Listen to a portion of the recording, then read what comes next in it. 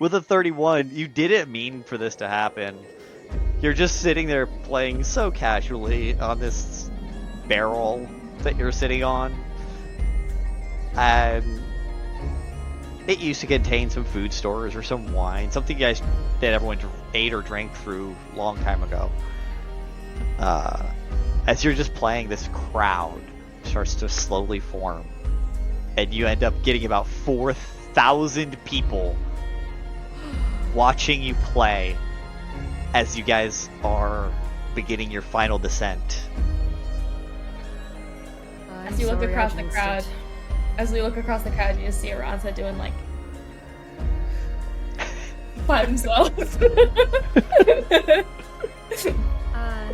DM, do I see among that crowd any of the comrades that I would know to be arriving with me, or are they keeping to themselves at this point? At the moment, roll a perception check for me. For sure. Inaugural roll. Let's go. Well. Are you one of the 4,000 watching the one-man show? 100%. 100%. Okay, it's just an 11. Yeah. You don't recognize any of them. Doesn't mean they're not sitting there, because you did have a couple of halfling friends, stuff like that, but you don't recognize any of them at your present. Can we assist with that? I am singing currently. I am playing currently. I will let you do the help action, sure. How are you helping, aside from the performancing? If I notice you look around, are you making it obvious that you're like looking around for friends? I think once I realize that I'm not getting anywhere, the gesture becomes more obvious, trying to catch your eye. Yeah. Okay. Then as I'm playing, I'm going to start tapping, and as I start tap, I'm going to ask everyone to stomp a foot and crouch a little as they stomp their foot. And I'm just looking around, and I'm scrunching down too, and I'm just tapping, and I give you a nod to like keep looking around to see if you can find somebody, to see if they're like on the edges of the crowd. It gives you... I'm getting everyone to start chanting and stuff like that too. That gives you advantage. Okay. So if the on 11 a new is roll or run one you more get time? you get one new roll, but it's advantage based on your other one too. Well, so if the 11 it's much was higher. better. 18. All right. With an 18, you do spot it was your halfling buddies. Okay. Well, you know what? Frickin' frack. Frick and frack. We do Frick and things frack. differently in Noraflar. Frickin' frack. They are brothers who are known for getting into some mischief, and you actually spot them as they start to try and steal someone's coin purse. If I'm able to, I'm going to try and bob and weave my way through the crowd and catch one of their wrists right before they make that move. Go right ahead. I'm not even going to make a roll for that. You've been around them long enough. You're just like, mm-mm. Yeah, 6'1" of a human Varrick just comes, grabs one of the wrists, and just kind of yanks him around a little bit. Frick. Yes? I thought I told you to stop fucking with people before we get to the city. I've already made 4,000. We are not here for you to collect coin.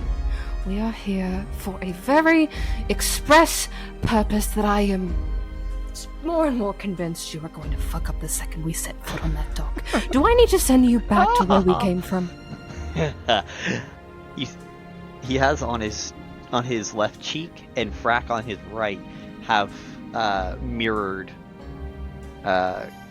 gold brands because they were caught stealing, and that's how they got in this mess in the first place. And I mean, why can't we do both? Money's Because always useful. I'm not bailing you out of this. I told you. I can't believe they already sent me with the best half-wits in the 6th Legion. But I could stand here insulting you all day. You have. When we dock, stay out of my way and don't ask me for anything. That's why I collected my own bail money. It's easier when it's not my money in the first place. Cheaper too. I'm gonna turn on my heel and walk away, but just as a little flourish as I do so, there's a little gesture of his wrist, and underneath their feet, it's almost like a little firecracker goes off. Woohoo! As he just dances out and goes down below decks. And Frick is on the other side of the because you were talking to Frack. No, I don't know which the fucking Frick one of them's Frack. I don't care. The other one. Which one of them is which? It doesn't matter. They're identical twins except for their tattoo on or their mark on the opposite side cheek.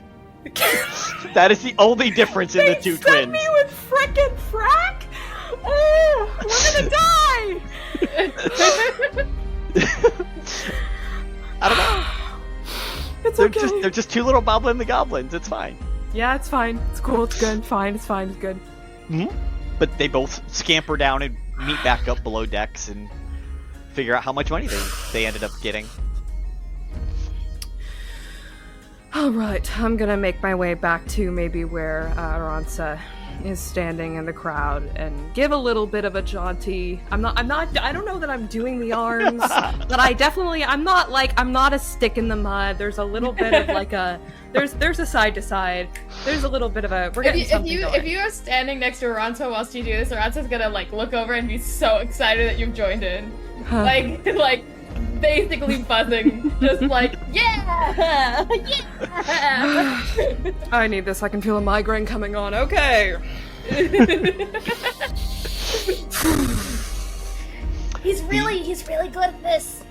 He is quite good, isn't he? He amassed quite a crowd. I knew I'd noticed him for a reason. It's just a jaunty tune. Everyone's up dancing, and it is a great time up top here. As you guys go in for your final descent, you start to see, barely above the clouds, this very large dock, complete with shipping cranes, and one vessel pulls out as you're pulling in. Another one is a cargo vessel that's being unloaded with supplies. On the side, it's got Golden Freight Shipping Company listed on the side with their motto, "We'll get it there, just don't ask how." As you guys are pulling in, a very large holographic head appears of a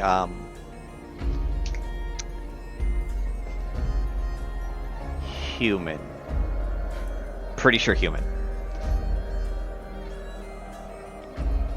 And she begins her speech, welcoming you to the city. Greetings, travelers. I am Viola Diomedea, leader of the docks. It is my distinct pleasure to welcome one and all to Taoliva. Whether you are an inventor, investor, or interested enthusiast, we are elated to have you here. The Founders' Day Fair is an occasion not to be missed, with opportunities to showcase technology, philosophy, religion, and advancements from all across the continent. Thousands have already arrived, with more on their way in the next few days. Please note that the Zone of Gifts is not open to any visitors at this time. However, the academic, government, invention, and market districts are open as always. Be sure to check your T-phones for updates and modifications regarding new locations due to unfortunate closures. For a Founders' Day first this year, there are several things hosted within the Slum District for your delight. The opening festivities are not to be missed. Every guest is invited to attend the Midnight Ball on the 18th. Do be sure to stay until the stroke of midnight for a special surprise that shall seduce the senses. We are grateful for your presence and patronage. What wonders will be in store? Only one way to find out. By exploring the Founders' Day Fair. Are we recording for the next session? Yes, of course. For the announcement. Yeah. All pilots and captains ensure that your codes with the docks are up to date and communicated with your crews. There will be a routine drill mandatory of all ships. Be sure to get your orders to ensure the continued efficiency and safety of all who visit our fair city. Thank you. Never fucking fails. Do you think they have like maps and stuff? Oh, sure, yeah. I could also help you out a little bit, but I mean, do you know where the dragon skeleton is? I'm sorry? There's dragon. I'm looking for it. Do you not know where it is? I wish I did. That's okay. I'm sure you'll find whatever you're looking for. Now you've intrigued me. Come now. There's well, I mean, like there's a whole story, but like basically there's a dragon skeleton. Apparently it's here. I'm trying to find it. Huh. Noted. I will keep my eyes peeled for a dragon skeleton. That would be so great. Thanks. You're very nice. Thank you so much. You are as well. Be careful about that.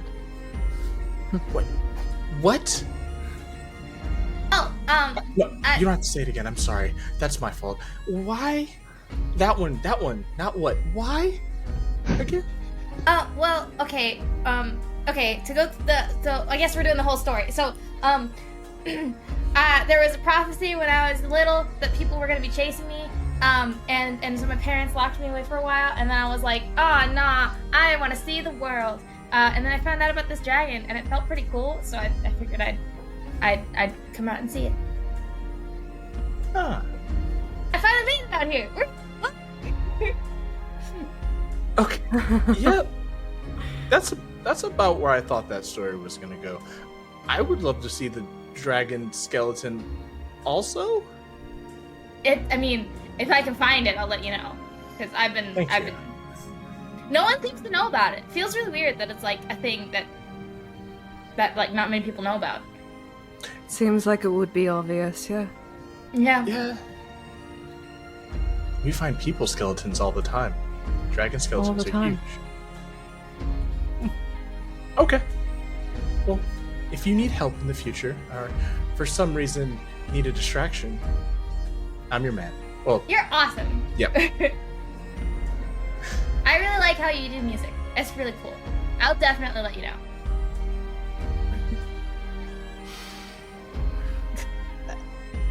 As you guys are talking, Aransa's not quiet. the clamps are clamping onto the ship. The 4,000 people are still there because Garnlow did not stop playing music. yes. I saw you going doo doo doo doo. Yep. I'm like, I'm still playing. fabulous. Love that for y'all. Yeah.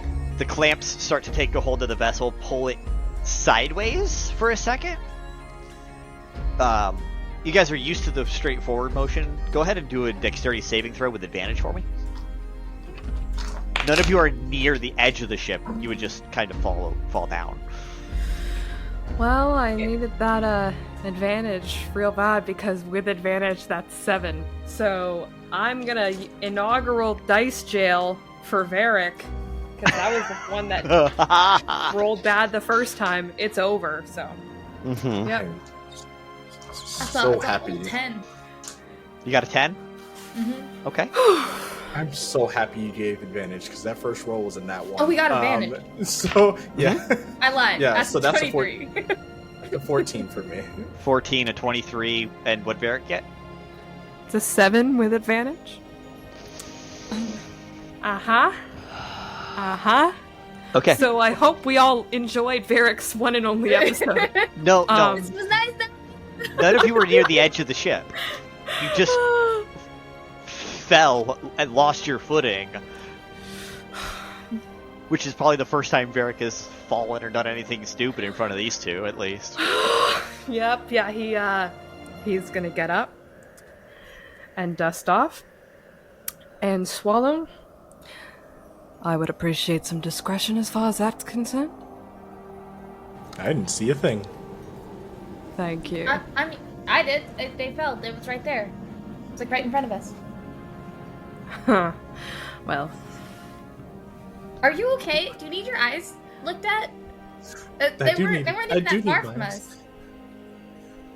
Please don't take my eyes. There's plenty of things I've had taken. The eyes are needed. You could take the hair, maybe. Why would I take your eyes? I have perfectly functional eyes. Yes. I'm concerned that your eyes aren't working. Oh, I see what you mean. he's lying for me because my pride. Yeah. Lying's Embarrassing. bad. Maybe. Not on occasion when somebody's asking you to spare them a little bit of embarrassment, don't you think? I push up my spectacles a little bit. Yeah. It looks like that thought has legitimately never occurred to Aransa before. Like, this is now... They're considering embarrassment for the first time. Yes, he's already messing people up. Yes. Like, Aransa, don't go lying when you're embarrassed. Don't do that. That's not all the time. Don't do it all the time. Yes. Just sometimes. Maybe when I do something embarrassing, lie. That's good, but not all the time.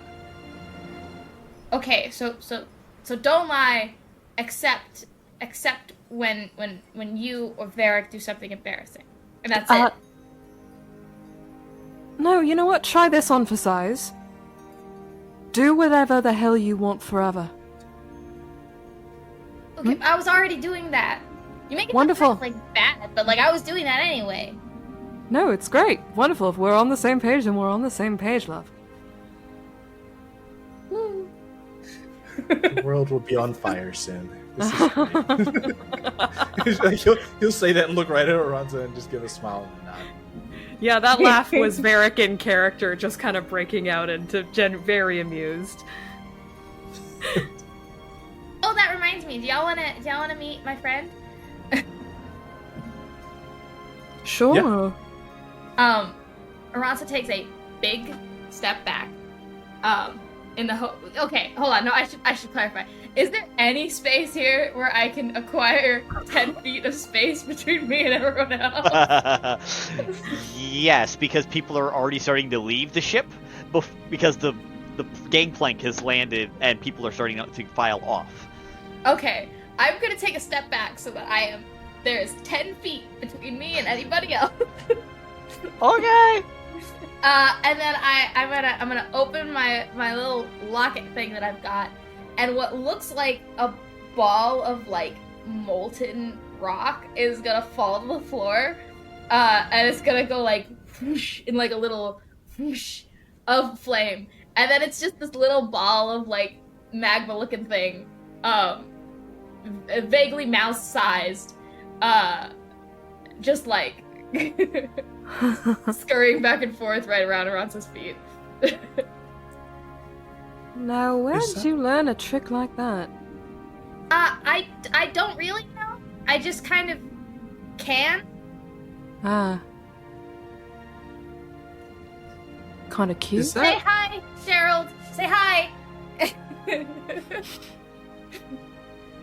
And a little blob kind of like verticalifies and then just kind of like folds twice.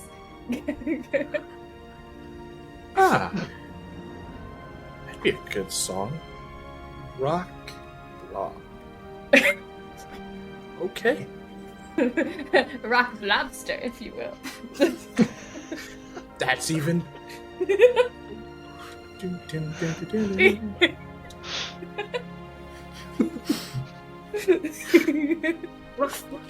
Yeah, I can do that. Yeah. He's just sitting there just jotting down everything. He's just gonna start lyrics right in front of everybody. I'm gonna turn around to the crowd then if we're near the front. All right, everybody, show's over. Get ready to dock. Go. There's already people like crowd lining. Like, you know how they say single file, but no one ever does because it's like them and their friends are all getting off at the same time, and the plank is wide enough. So they're just entire massive crowd is already working on filing off, going into the docks, and the crowd isn't dispersing because they're all going to the right and going up into the parts of the city that would be classified as the slums. Okay, do I have eyes on frickin' Frack this time around? Roll perception check. I love that that's their names. I love that. I love it so much. I love it because it incited a deep hatred in me immediately that didn't have to come from the character.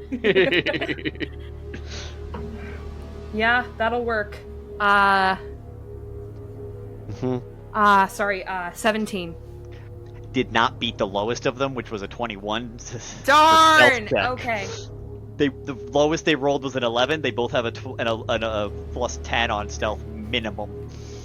My entire character objective has changed. I need to destroy these people. New mission. Yeah. Gods. Aransa picks Gerald off the floor. His name is Gerald now. This is we're here, a wildfire spirit named Gerald. And kind of pours them back into the amulet and like closes it. Like he's all cool in there. He'll be chilling. That's not good for it. Is that okay for it to be chill? Well, I mean, it's very hot, but it's okay for me. You probably don't want to touch this, cause like real hot. But it's they're fine. Chill, like fine. So sometimes words mean like a thing, but like actually they mean another thing at the same time. And like chill, it like means cold. I know it's like that's what it means. Like if you look it up, that's what it means. But like it also means like having a good time. Oh, yeah. Slowly walking away. Yeah. Garnlow stopped listening about 5 minutes ago. I saw that right. Garnlow was listening and was trying to gesture that we need to go, and being like, walk and talk. I'm listening. Any vague usherance and Aransa's with you, so don't even worry about that. Okay. They're not easy to, or they're not difficult to herd. She is lost puppy. It's fine. Well, good. You guys are actually the last ones off the ship before the captain and the rest of the crew. But they're in a hurry, so as soon as you guys are off, the gangplank starts to recede behind you, collapsing itself. So cool. Impatient bunch. The There's latches, so much cool technology here. the latches unlatch and in reverse order of what they did to get here, and the ship starts to go back out and up into its orbit while it talks to the dockmaster. And we don't have any trouble like picking up any luggage we might have or anything like No. that. Would we? Okay. No. Because he's They kind already- of got like a military sort of case to a kind of square box that he slings over his shoulder. Fantastic. Speaking of luggage, how much luggage did each of you bring, since that was brought up? Sorry. No, it's fine. Backpack. Aransa has a like side pouch, and that's it. Yeah. Garnlow has a backpack, and that's about it. They are woefully underprepared for the adventure they have taken themselves on. They're the people who, for a 3-4, honestly a 2-month journey, because it's a 3-week to get here for Aransa. It was 3 weeks to get here, a week in Taoliva, and 3 weeks to get home. So Look, I brought a pair of jeans and a toothbrush. That's all you need, right? Let him know. And then there's Varrick, who has like 3 different pieces of luggage sitting over there. It's kind of like one case and then like a smaller bag for personal effects. I don't think it's too much, but enough to fit a reasonable several-week journey, and then whatever's in the box. Yeah. For a 7-week trip. Yep. Fits the vibe of the three of you, though. They have. You can wash things here. You can also buy new. Yep. maybe some techware. Yes, please. They wouldn't like it if I came home with techware, but yeah. You guys do see come down a pair of, actually not just a pair, you see like a whole line of tuk-tuks. If you're not sure what those are the, like a 3-seater. So they do the one person and then 2 in the back to take people around. They're often seen in today's version of India and stuff like that. That's where they're usually sold from. But they are here picking up passengers, and they are basically Ubering them back to their hotels. So there's a giant crowd who pre-ordered Uber while they were making the final descent, like you would expect from any airport. In fact, there's a little sign that says Tauber. Tao-ber. Tauber. Tauber pickups. And they're just getting on and going. God, it just gets tackier. Every time it just gets tackier. And go ahead and roll perception checks for me, all 3 of you. Don't make me do this. Oh, yep. Okay, we're back. That's a natural 20 for a 21. Nice. Gotta love a nat 20. Yes. That is a sewer 20 for me. A sewer 20? A little dirty 20 for me, yeah. I mean, you are you are near the slums, so it makes sense. Yeah. That's a 3 on the dice, which makes it a 13. Wow. Aransa, you see your 2 new friends. Yeah, it's so cool. I'm here with friends. I made friends, guys. Just one eye staring at both of us like, I see you. But you're seeing what I had described, and you're seeing a lot of that kind of stuff because like passives and all that jazz. Yeah. But overall, you're not seeing anything in new detail. Mm-hmm. Y'all with the 20s, you guys see that the cranes, the tuk-tuks, a couple of motorcycles have come down, and they are all the tech has this pale blue glow. Now, Varrick, this is nothing new to you. You knew this coming to the city, that there were these things. They were all here. You've been here before. But you are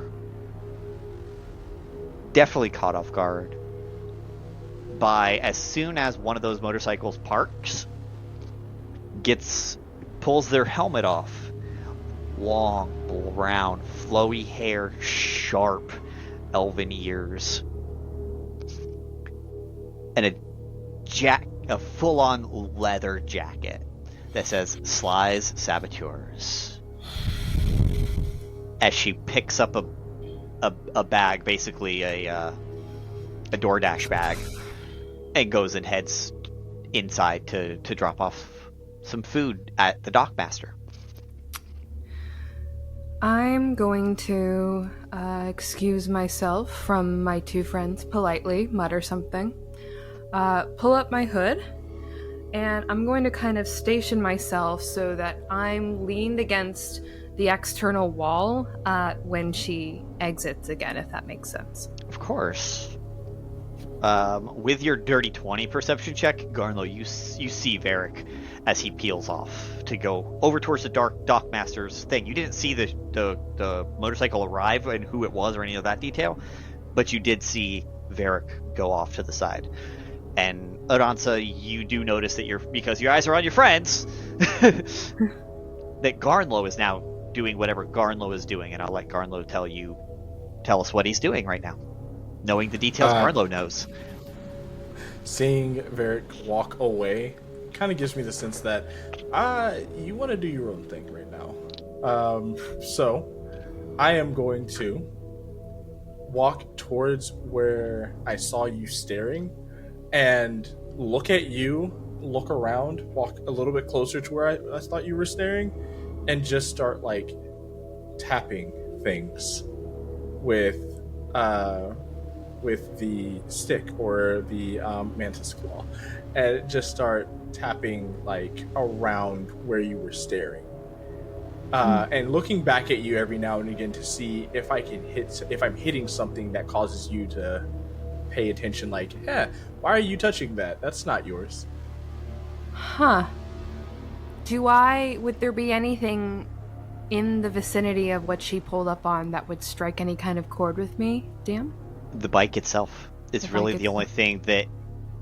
It doesn't strike a chord except for the fact that it was hers. Yeah, when you kind of give a tap to that bike, I'm gonna smile with a little bit of gratitude, nod significance, and then kind of jerk my head back at the door where you would have seen perhaps the rider of that bike enter that building to kind of gesture the what's going on. Yeah. Okay. Aransa, you see your two people head left instead of right, like everybody else. I think Aransa starts walking right, and then like lost kid in a fairground energy clocks that their friends are no longer standing right next to them, and will pivot and be like, "Hey, wait, where are you going?"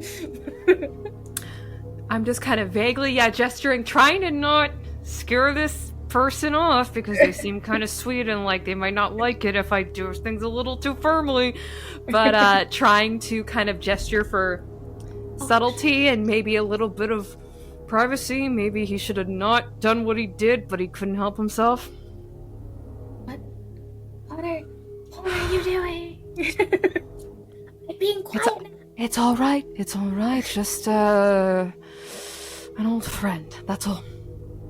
Well, everyone's going that way, so we should probably also go that way. I'm afraid I've got to take care of this, but you're welcome to. I'm sure I'll catch up with you. Unless you want to stick around, I just ask that I can talk to her myself, because this is going to be fun. Okay, I'll just I'll Garnlow, are we okay? I'm just tapping the bike. What type of fun? Oh, she's gonna be gold to see me, and you know. I'm not going to hurt her, I just got here.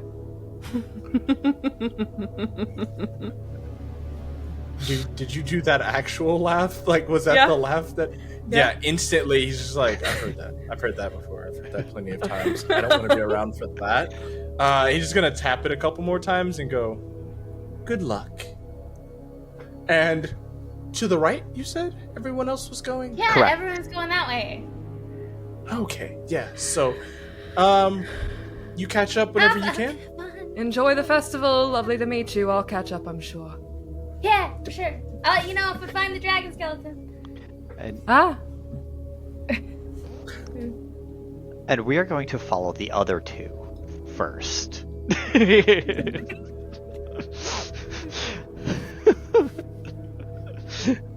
This Make is sure where they we all get die. far enough And- away.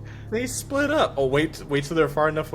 Far enough away before we come back to Varrick. What, have I not won your trust or something? It's not about winning trust. We worry about you. Yeah. Oh, man. After 2 weeks, 3 weeks. Well, we Look, found these are the my skeleton. new closest friends. They are. So, yeah. We've- Or best friends, actually. We found the wrong skeleton. It wasn't the dragon skeleton. Varrick, come back. It was Varrick's. You were my friend. Alas, poor Varrick. Oh. So you guys head to the right. You guys are behind this crowd. The crowd's way gone by now. Like, they are so far ahead. You guys see a couple of tuk-tuks take people down a ramp, down into the lower slums. a couple of motorcycles go down there. There is it's a highway off ramp, except the middle has been entirely removed and is replaced by essentially the equivalent of Tensor's floating disc. And it looks like from the two edges, it appears to be old age. It appears to be old age that did this bridge in. Okay. There is, off to your left, there is an elevator that goes straight down. It's very much like the old mining elevators. If you've ever seen the movie Reign of Fire, it's very much like that one. It doesn't go up, it only goes down, deeper into the slums. There are a bunch of things down in the slums, like was previously stated, so if you guys do choose to go down there, that is absolutely an option. Beyond that, the market district and the way the rest of the crowd was going, and the way some of the tuk-tuks were, a lot of the tuk-tuks were going, was up and into the market district. You guys are actually on Market Street. Okay. Because it's the street that takes you from the docks to the market. They don't want people getting lost, especially on Founders Day.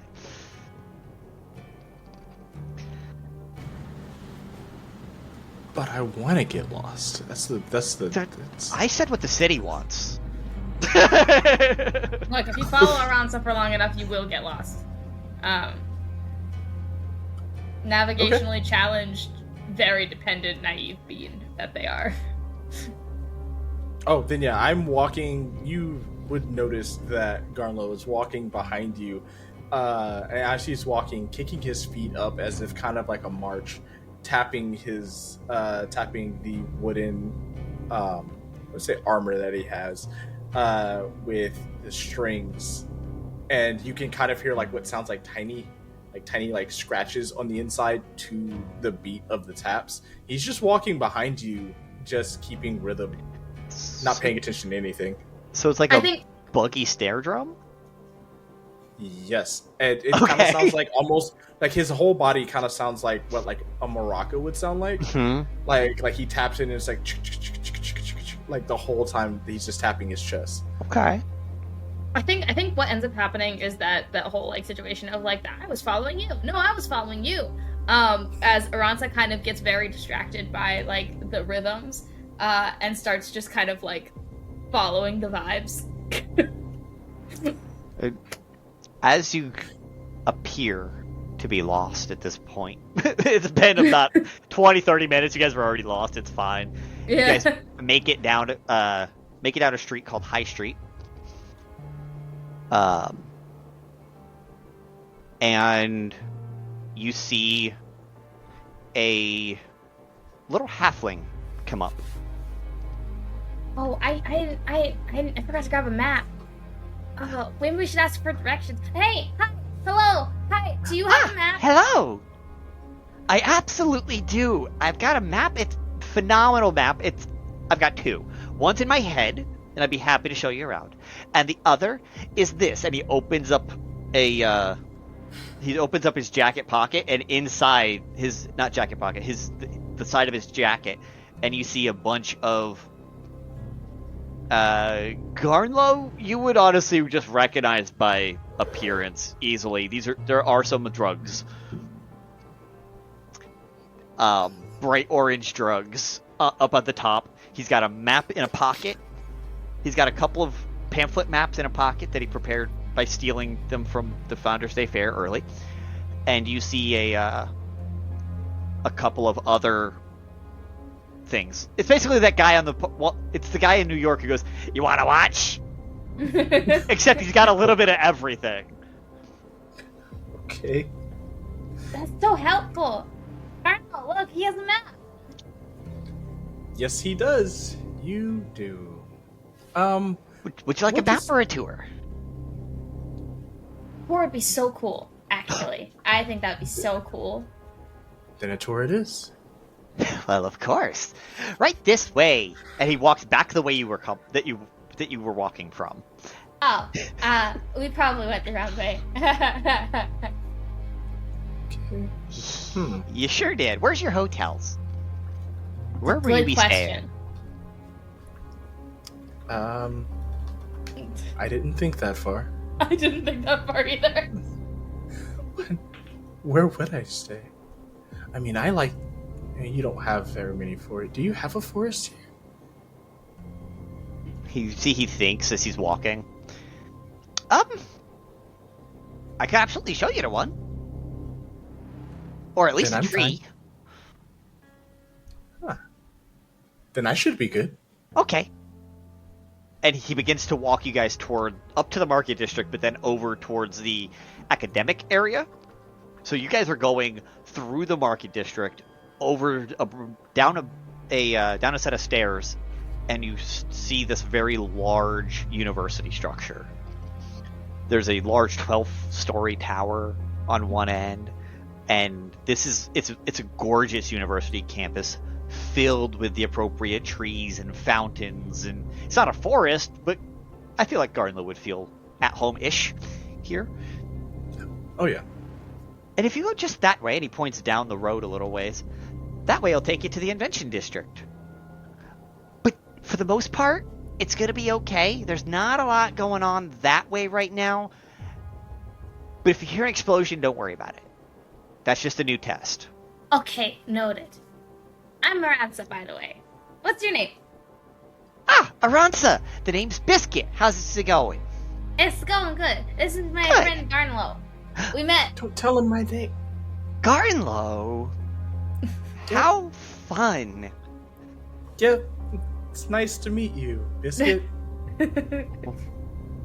Welcome to the city of Taoliva. Have you been welcomed yet, or is this your first welcome? People can be rude here. This is my first welcome. Were you welcomed yet? No one's spoken to us yet. Well, the shame. We kind of walked away. I got lost. Oh, well, then it's your fault. Okay, well, come on. How would you guys like some, and he checks one of his 4 watches. Would you like to go grab some dinner?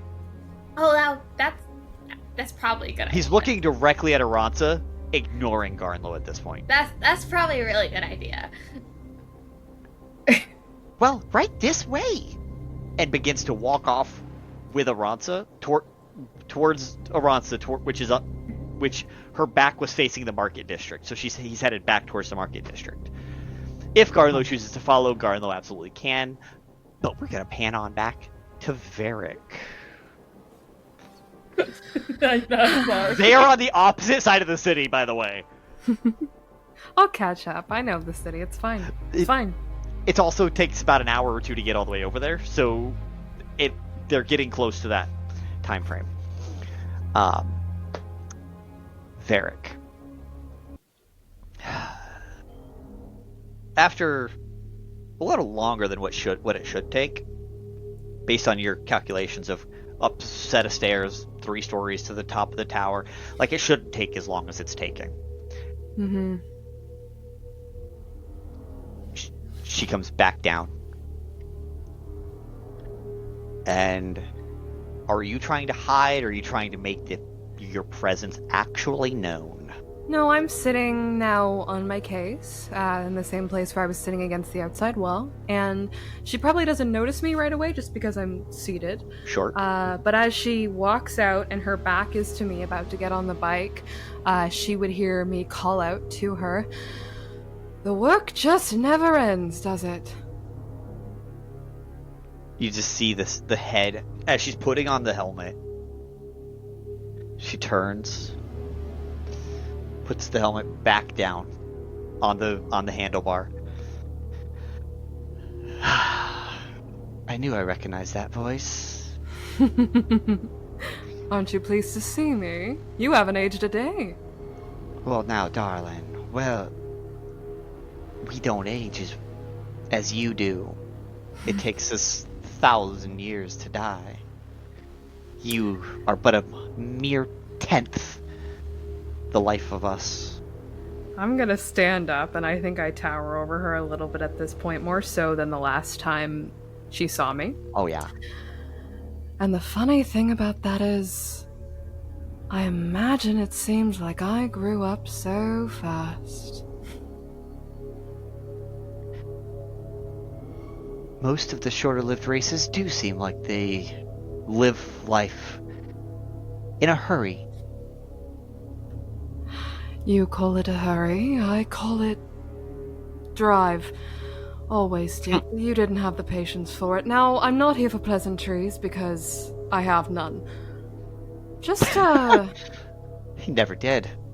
Rudest little shit in the slums. Well, you flatter me. I just, saw you milling about, and as fate would have it, I was curious what you might know about something I've been sent to do. Now you need my help. You always refused it all those years ago. I needed your help, Degella. You just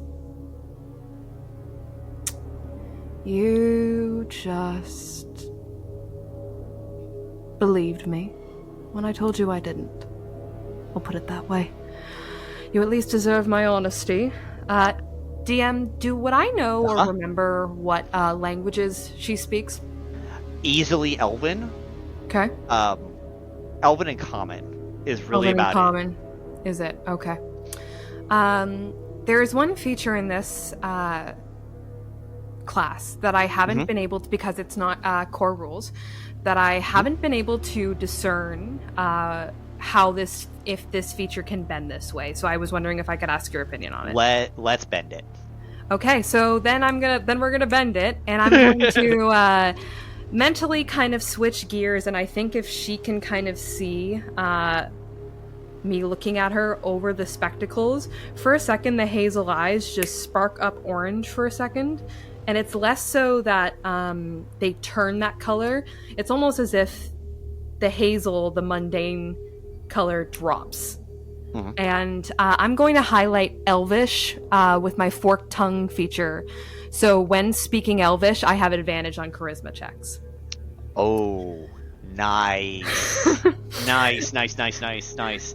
Just so the people know, what class is Varrick? Varrick is an Illrigger. An Illrigger from MCDM. Love it. It's a surprise tool that will help us later. Or not. Or not.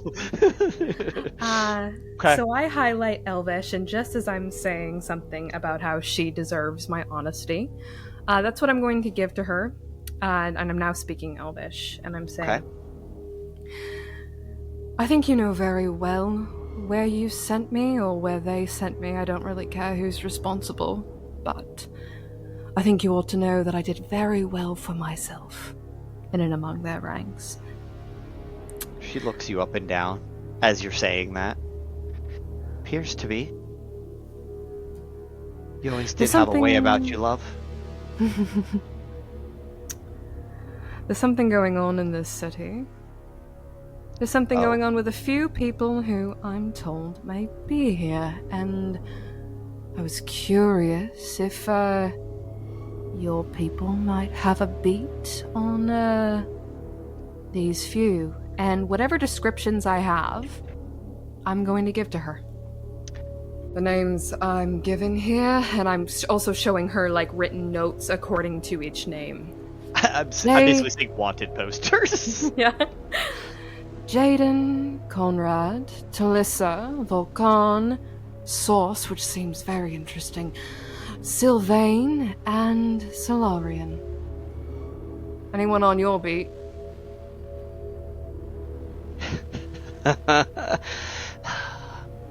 Well, love, you know better than to talk in public like this. Let me buy you around. If you insist. Hop on.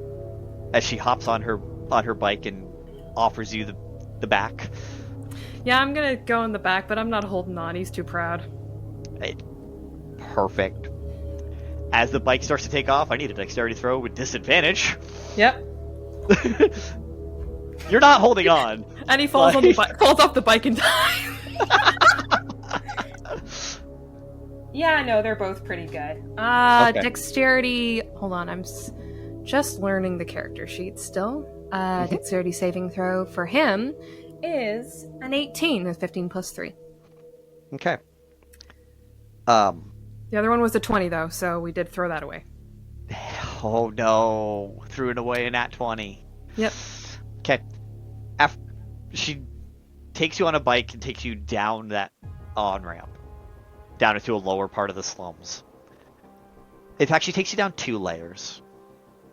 And takes you back to... honestly, it's one of the weirdest places. There's a giant tree that was grown underneath of the city itself. Where this tree trunk and this tree... They shouldn't get any light. They shouldn't be able to grow because you are plenty of hundreds of feet underground. But you know that a druid keeps this tree alive. And the dryad that's assigned to this tree helps keep this tree alive. Because these things are hard to kill when you combine them together like this. It is an archdruid who is in charge of this bar. Okay.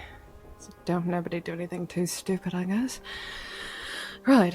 I get off the bike. I'm going to, with some amusement and mocking, offer her help off the bike. She takes your hand and and accepts, and you guys walk into the into this tree trunk elven bar.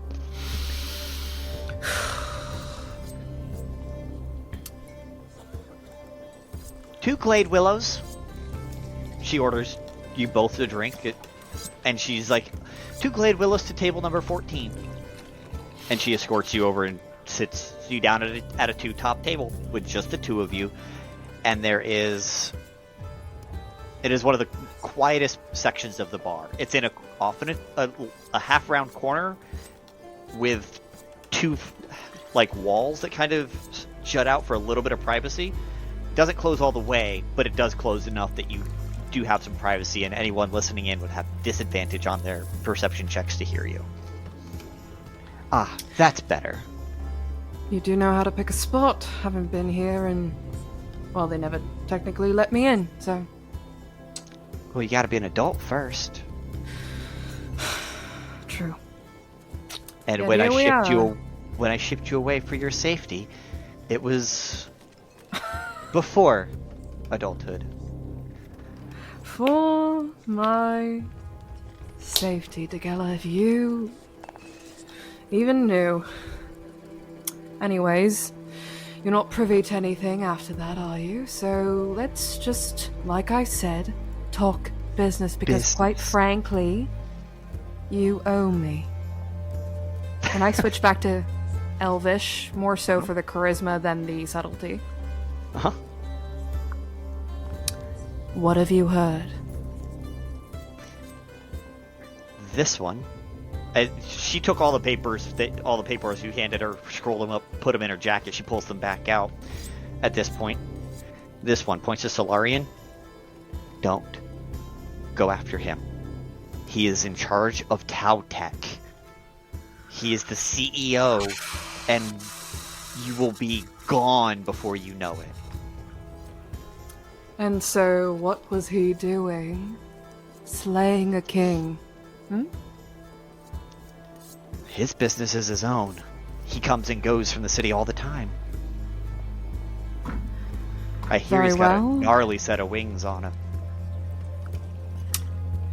I won't go after him, but sounds like the kind of man I'd like to meet. So, what else? I'll arrange a meeting if I can. These 5, and points to Jaden, Sauce, Conrad, Volkan, and Talissa. We've actually been seeing milling about since around the 2nd. Huh. Quick return, from what I hear. Well, if he helped, pointing to the Solarian image. Who knows what they had access to with him? These 5, they fond of each other? According to my contact in the hotel industry, they're actually posted up in 2 different rooms in the in one of the hotels. I can get you the address. These 2 points to points to Volcan and Sauce's picture. Apparently they're girlfriends. Volcan is obviously a male figure. Yeah, Varrick loves that. He's smiling. He's rocking with that. Sauce is this feminine satyr image. Yeah, he lingers over their illustrations or pictures for a couple of seconds, internalizing that, smiles a bit, turns his attention to, I would probably say, Jaden and Talissa. Would probably be able to discern that Talissa is a pretty young person, maybe by looking at her. Talissa looks younger than even Aransa. Okay, so yeah, he's gonna kind of wave Barely adulthood. that angle off, and kind of settle on Jaden for a second. Well, there's always the obvious in. The problem with her is there's 2 that look like her.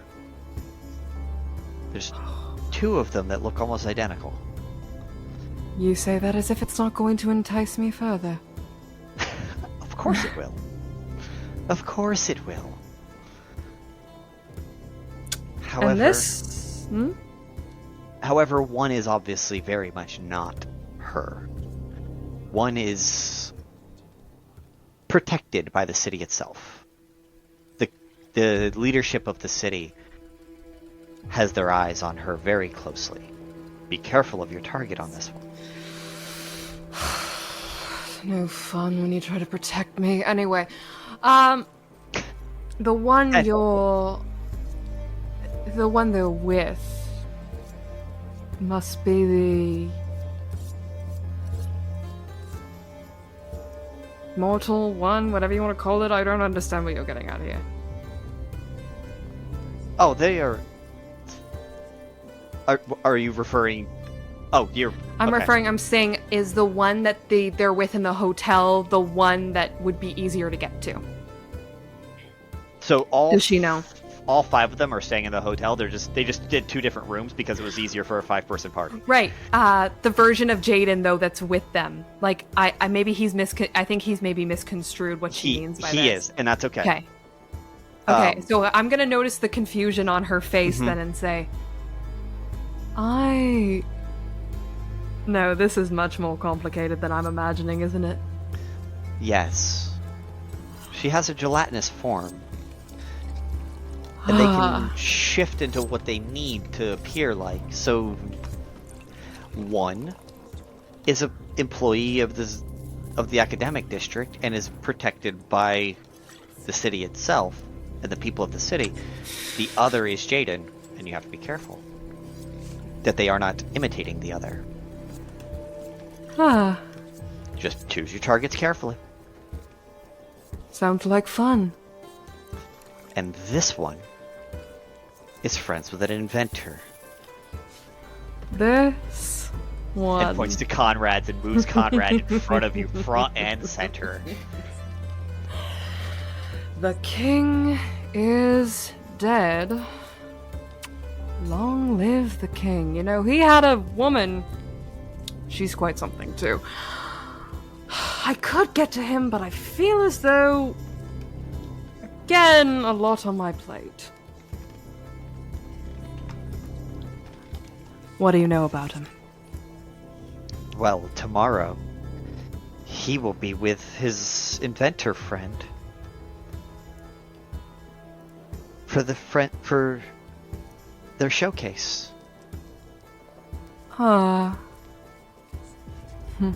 Apparently the showcase is at noon. And the inventor... Very formidable, or more so, trinket type. How do you say kooky, horny old man? How do I say kooky, horny old man? I would call that leverage. The other... There's another to be cautious of that you are not aware. Especially if you're messing with the inventor. His wife. She is a tiefling of significant strength and size. Again, you're saying this, right? And all I'm hearing is fun. Well, if that is what you consider fun, good luck. I'll try and play nice, I promise. I do prefer to talk my way out of things. I recommend allies if you've got them. Well, I had these 2 fucking half-wits, but they scrambled off, and then I had 2 that I met on the ship. Very nice. Nice is useful. Nice is Nice helpful. is useful, nice is helpful, nice You were nice. is... Once. Long time ago. I was nice, and then I But grew we up. fixed that, didn't we?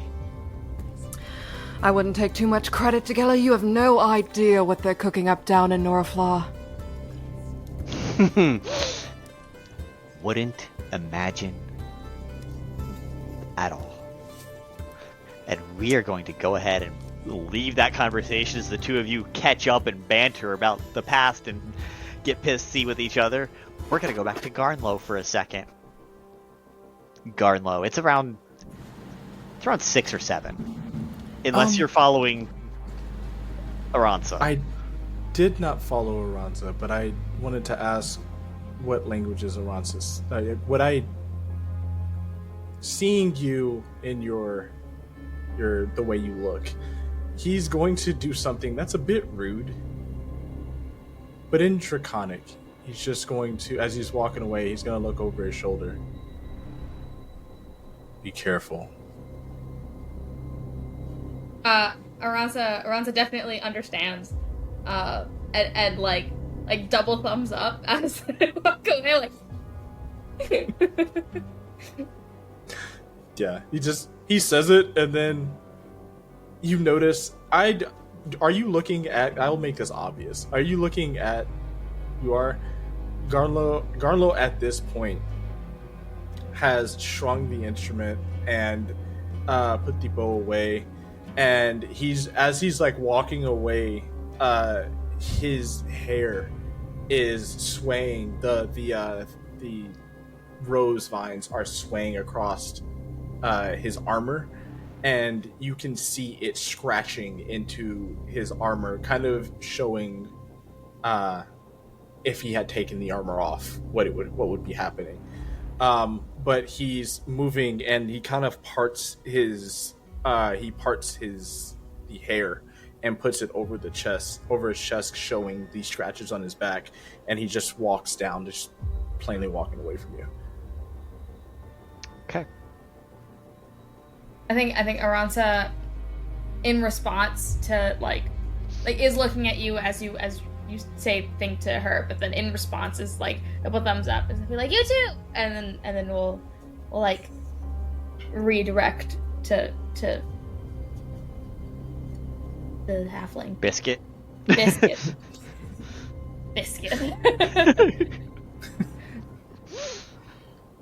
stupid biscuit. And what is Garnlow doing, or where is Garnlow trying to head at this point?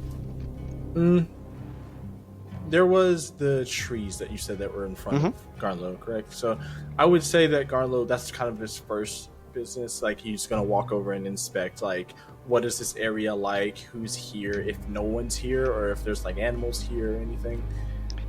Roll a perception check for me. That is a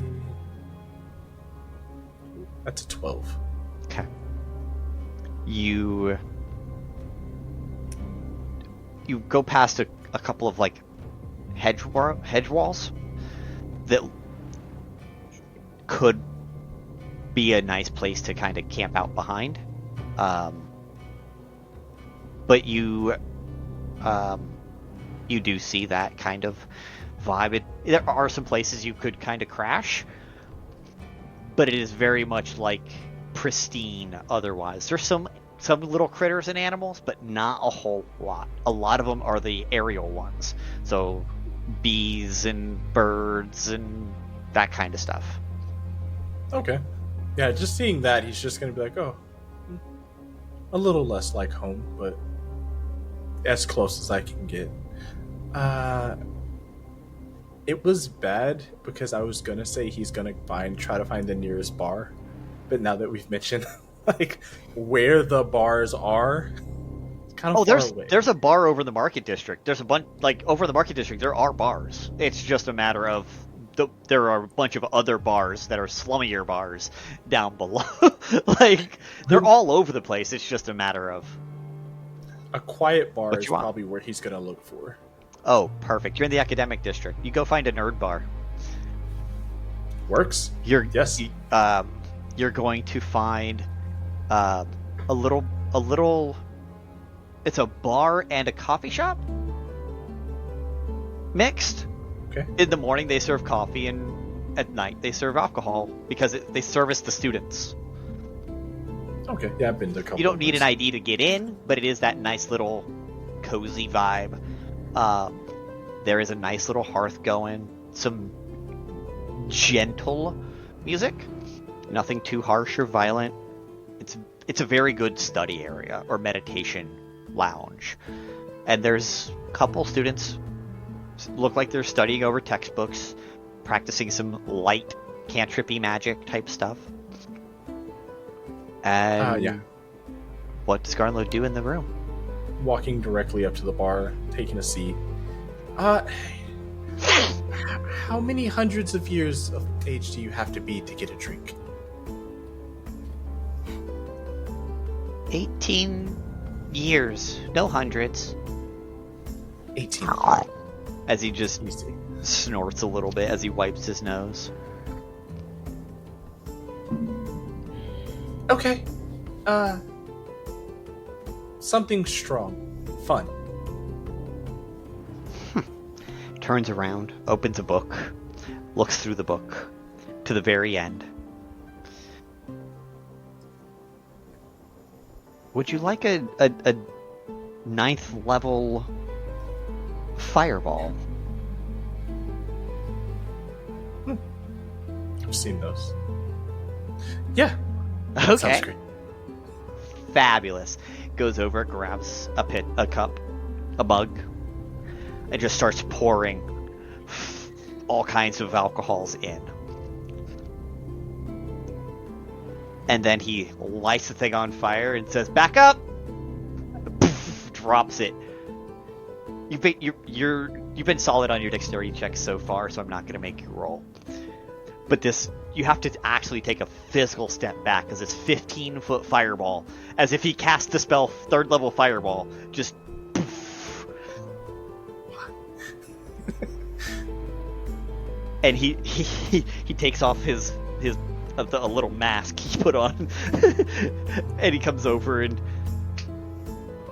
drink quickly before the fire dissipates. That cleared the sinuses. As he turns around. Yeah, first thing he's doing is putting a finger in the drink and just seeing what happens. As he watched it explode, he wants to make sure that, like, I'm not going to put my finger in this and it's just going to dissolve. No. So he just, like, puts a finger in. Perfectly fine. No reaction. It's good for the skin. It's good for the throat, I guess. And just takes it, just downs it. Okay. Have you ever been to California Tortilla or any of those the seasonings or spices that they've had that are like on the wall of flame, the level 10s? I've been to a couple places that have had like really spicy foods, so yeah, I did. So it is like a 10 out of 10 on on the spicy scale as you start to down this thing. Did you down the whole thing, or would you have only done a little bit and stopped? Oh, if he's gonna do it, he's not gonna sip. It's gonna go all the way down. Yeah. Constitution saving throw for me. Yeah. You went 9th level. I've got a DC in mind. Let's see if you beat it. 28. Whew, you beat it. I had it at a 20. It's a 9th level fireball. Why wouldn't it have a high DC? That was a con save, right? Yeah, I'm Okay. at a plus 10 in con, so I was like, I wonder what's gonna happen. Oh my god. Okay, that's it good. Burned like a mother going down. I was expecting to take some damage, so I was like, all right. It I'm down could with have. this. Could very well have. Okay. Yeah, he downs it, and I'm pretty sure. Well, I'm not pretty sure. I know for a fact that, like, even after he downs the drink, and I know I rolled high, he's still gonna be like, oh, okay. Well, that was fantastic.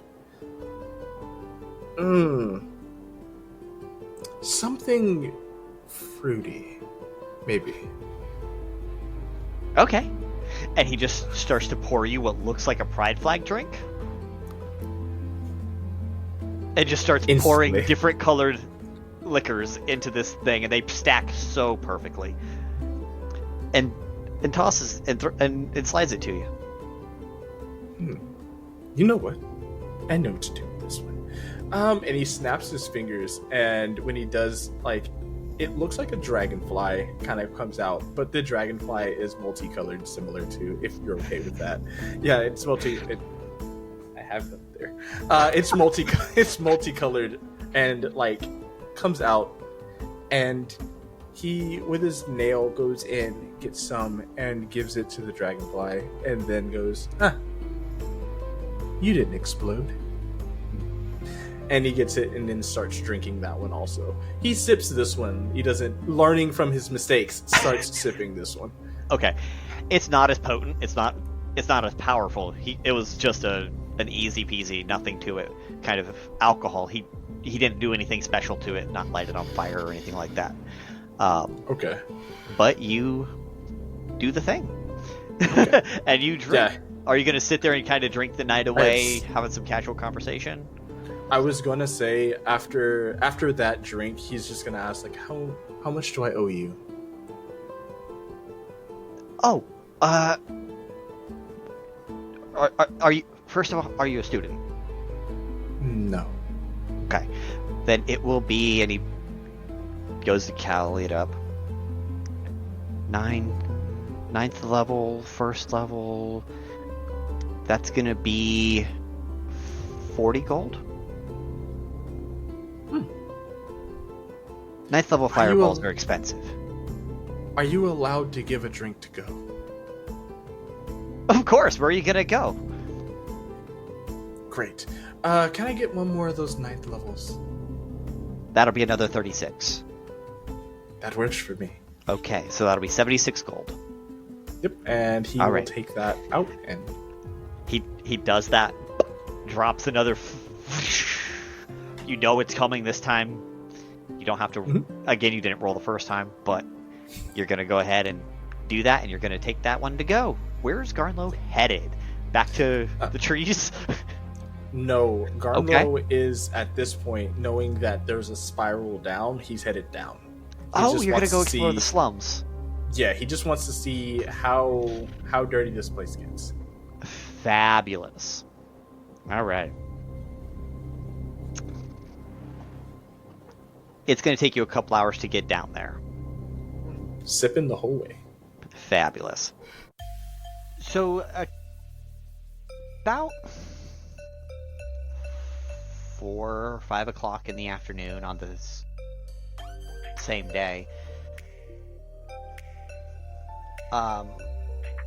Lemon, you're back at headquarters, Cass's house, the coffee shop, whatever you guys want to call it these days. There's been multiple people coming in and out. You've met a bunch of new friends through Tommy's connection that he's made with the group known as the Chaosities. And right now, though, it's just you and Jed. As Jed is working on cooking dinner. He's actually making a chicken Alfredo.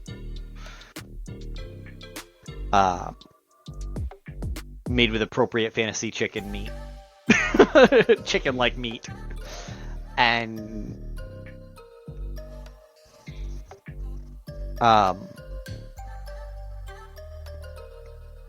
he's not fully engrossed in that, but what would we see Lemon doing at this point on the 17th?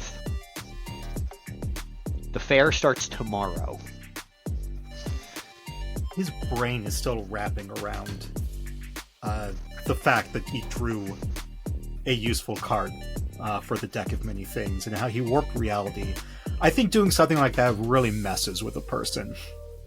That's absolutely fair. Tommy did not take it very well when you told him about the reality, the alternate reality. He doesn't. He's dumb. He doesn't understand what exactly happened, but he did have a reaction that is appropriate to Tommy's character. Yeah. So, Lem's thinking about that. He's ignoring the fact that a meal is being made. And he's got the deck in front of him, and he's still staring at it, contemplating drawing another card or not. Not that he's power hungry or anything, but this deck is so strange. He'd never really heard of it before. He had never really seen the deck before, but in his head he just knew to draw cards. They had to announce that he was drawing a card. And so the fact that he's supposed to be meeting someone soon is far out of his mind. And standing over against the wall is one of the other cards you drew, adorned in this lemon yellow and lime green armor. You see this knight just standing at attention, ready to follow your orders, as he's wielding a glaive in one hand and a shield in the other. And you just hear ding ding, ding ding, coming from downstairs. Oh, okay. No, that's probably... I should see who's...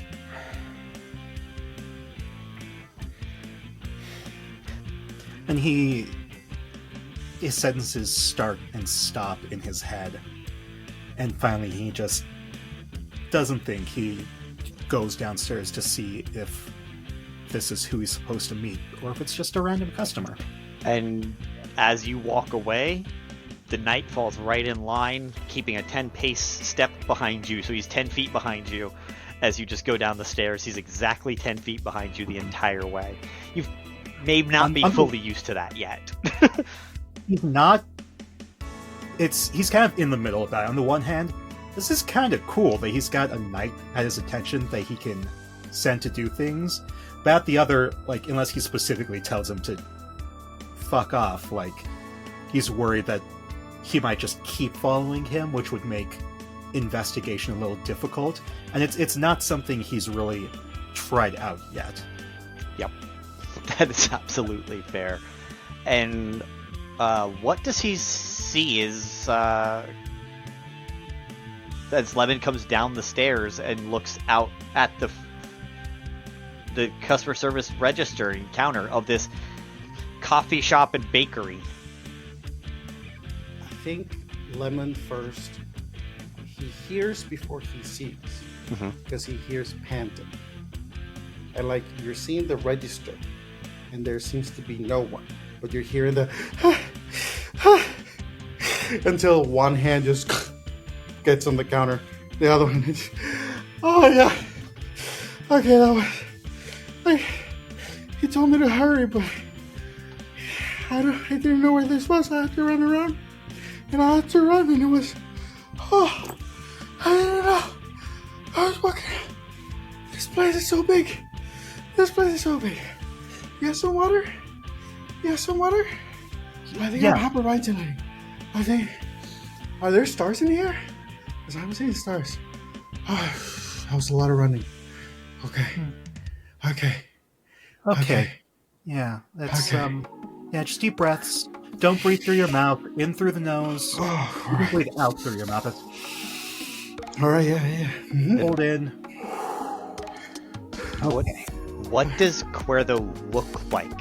Aside from this heaping mess of panting and breathing, what is Kuerdo's appearance and physical state at this moment? You see this olive skin, human presenting individual with a green bandana with crimson details and trinkets around his ear and his bandana, and the very prominent burgundy hat that also has trinkets and markings and things all around. He wears a green shirt with a burgundy pirate looking or naval coat. He has some satchels. He has adornments. There's a rapier on his side as well as a dagger. He has long, tall boots that almost reach the knee, and puffy pants. And he has a lute on his back, a small pan flute dangling from his belt. This character seems to move and make rhythm just by all the little clinking sounds that they may have of all the between adornments and musical instruments and other accoutrements that he carries, as well as his bag that he carries on his around his hip, on the back of his hip.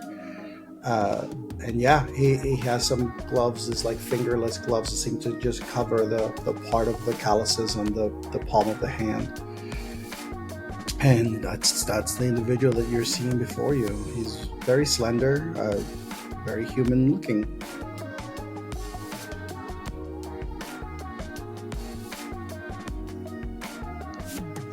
And Lemon, you know, because you got a little letter that came in that described kind of roughly that this is exactly who was supposed to come meet you. And it's about the right time of day that the letter said. The letter did not tell you who it was from. You have an understanding of who it very well could be from, but this is the guy. What's your name? Oh, me? Well, I am Kuerdo, the bar pirate. You probably have heard of him. I have, but not for the reasons you would like. Who have you been talking to? I got this letter. We're supposed to be meeting. Oh, all right. Yes. Oh, yes, that's why I'm here. Yes. So, you and I are supposed to find someone. Yes. That a halfling said has been talking too much. Yes. And that the person that's been talking too much is... And then you see him reach for a scroll, open it up. Dragonborn. Yes. Though I must ask, how did you get involved in this? Well, it's kind of a funny story, you see. I don't know. I really don't know. That's fair. I don't either. I'm very critical of the council. Yes. Me? Too. Sure, let's not worry about that. We won't talk politics. Great. Let's get going. Great. Where do we go? Yeah, where do we go? There, right? Your best, the information that, the rest of the information that Kuerdo didn't remember or read was that the person just got off the airship coming from the docks, and if Lemon were to look at this scroll that he pulled out, would have said, Biscuit is keeping them occupied in the market district near the hotels. As people are setting up for the fair, they're just wandering the marketplace. All right. I think that what Kuerdo does is when they're both wandering, he just pretends to like read the thing. Like from the bottom, he's like, actually know exactly what we need to do. We should go to the market district then, because Biscuit, great Biscuit, lovely Biscuit, tasty. They're keeping there because the airships and markets. So we should go to the marketplace. All right. Loving how sure you are of yourself right here. Brilliant. Thank you. Perfect. Really makes me feel like I'm in the right hands. I get that a lot. Yeah. Let's go. Okay. Here's your water. Thank you. I imagine Jedediah is good enough, I imagine, at this point, where he heard this, immediately brought it out. He's turning into a good little worker of the cafe. He is. He made them $14,000 in a month. That's right. 14,000 gold specifically, but yes. Yeah. That's... I don't know if that's good for a restaurant after paying... It is for the slums that gives away free muffins. Fair. When half of your product is free. It doesn't... like, the most expensive part about muffins is probably mostly the fruit that goes inside of them, I would imagine. But I'm not going to speculate any further because... different industry than what I'm used to. Like, I never worked in the muffin industry. Cheese, yes. Muffins, no. And so, as you guys talk about the finer points of the bakery, and head out of the slums district up towards the market, Aransa, we're gonna pan on over to you as you are being walked around town by this lovely halfling in a. You would think it's a regular size coat, but for him it's a duster.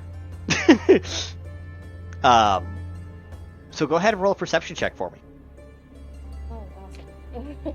I want to see how much you're taking in as you're taking in all the sights. That's a 3 on the dice, which is 13. Oh, I'm pretty good at this. Okay.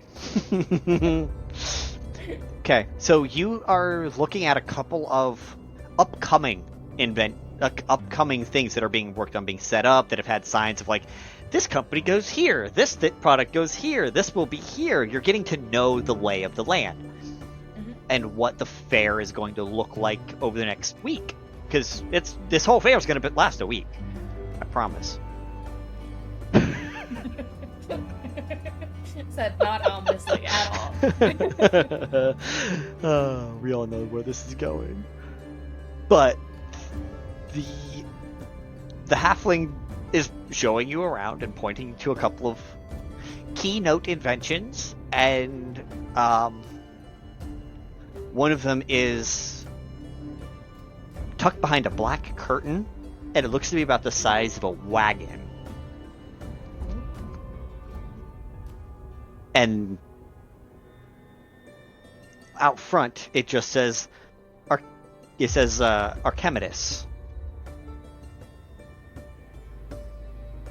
Ooh. Are you going to be nosy and peek inside, or what is Aransa going to do with this information? Peek inside. Okay. Roll a stealth check for me. I don't see any keep out signs. So. There's not. Most people would assume that is for, it'll be revealed at the appropriate time. Why would anybody care? Oh, no.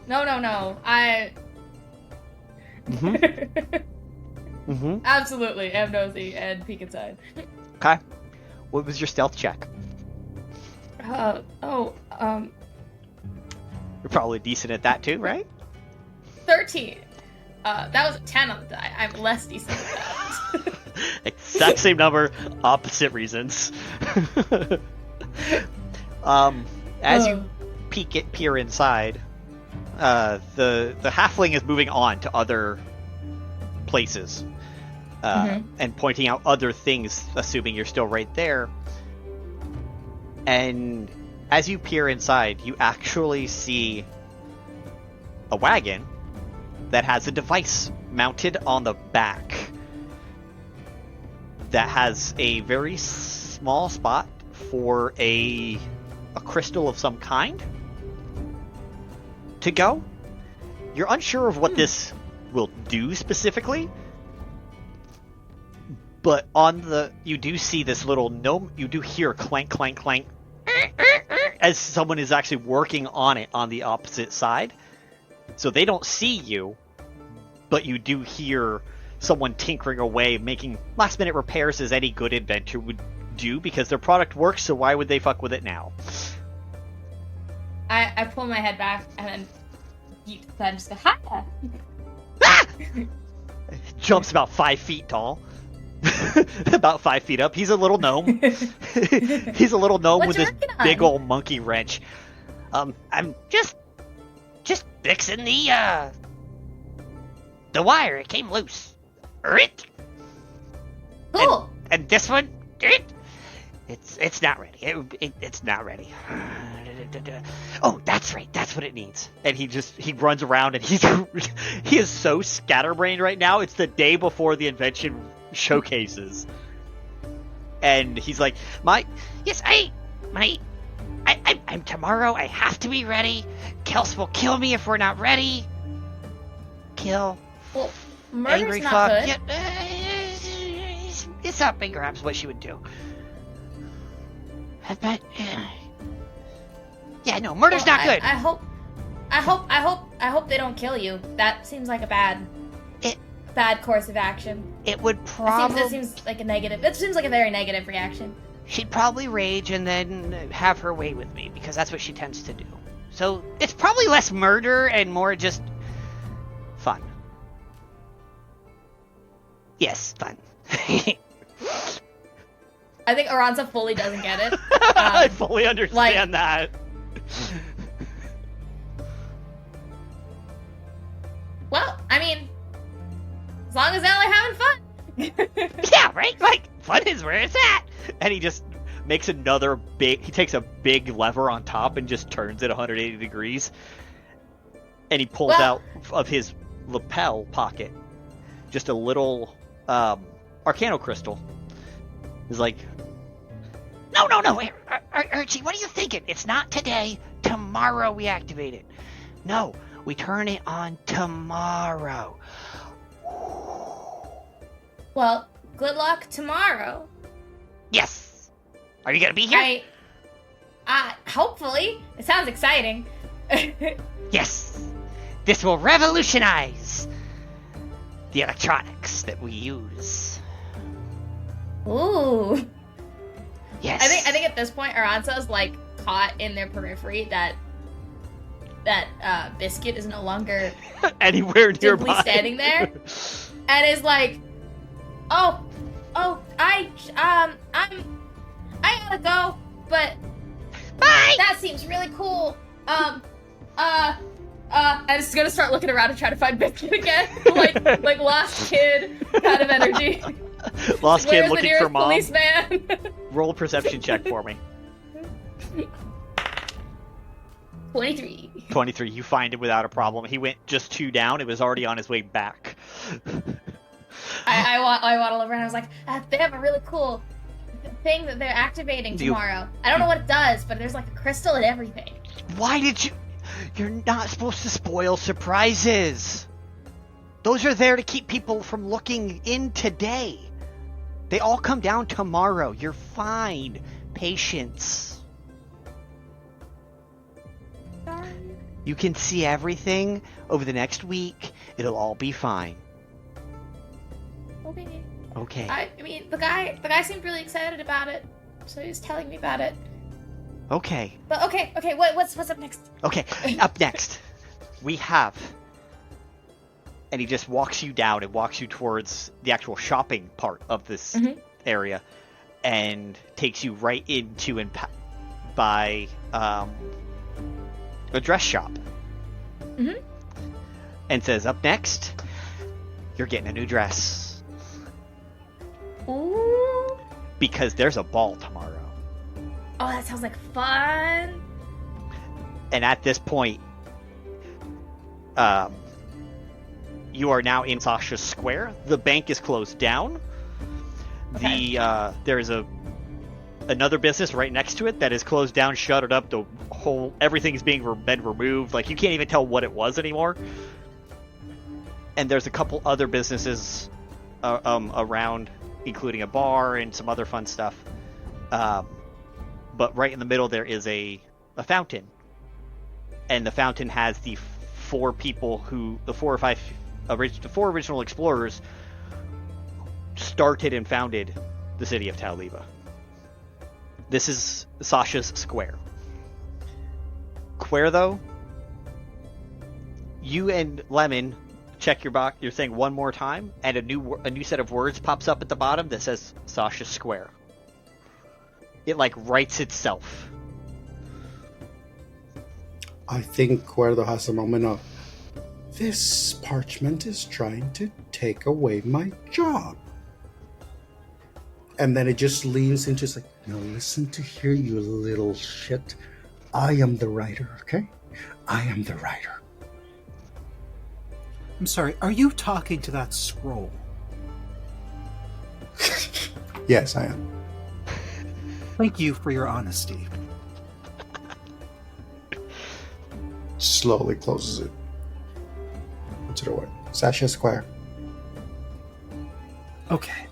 Oh, don't mind that knight behind me. It's a story I do not want to get into. His name's Pomelo, and he's my assistant. What night? And you realize that Kuerdo has not even noticed. Completely oblivious to the night until you point them out, despite the size of this thing. He just goes, what now? It's just, oh! Hi! I don't think Pomelo. we ever decided any specifics, their heritage or anything. Nope. Let's just make them a tiefling. Amazing. Yeah. Amazing. It's a yellow tiefling. Yeah. With green tattoos. Yeah. Hi. Yeah, he's mostly silent, not a great conversationalist, but that's how I prefer it for an assistant. Have you ever considered interpretive dancing? Can teach you a move or two.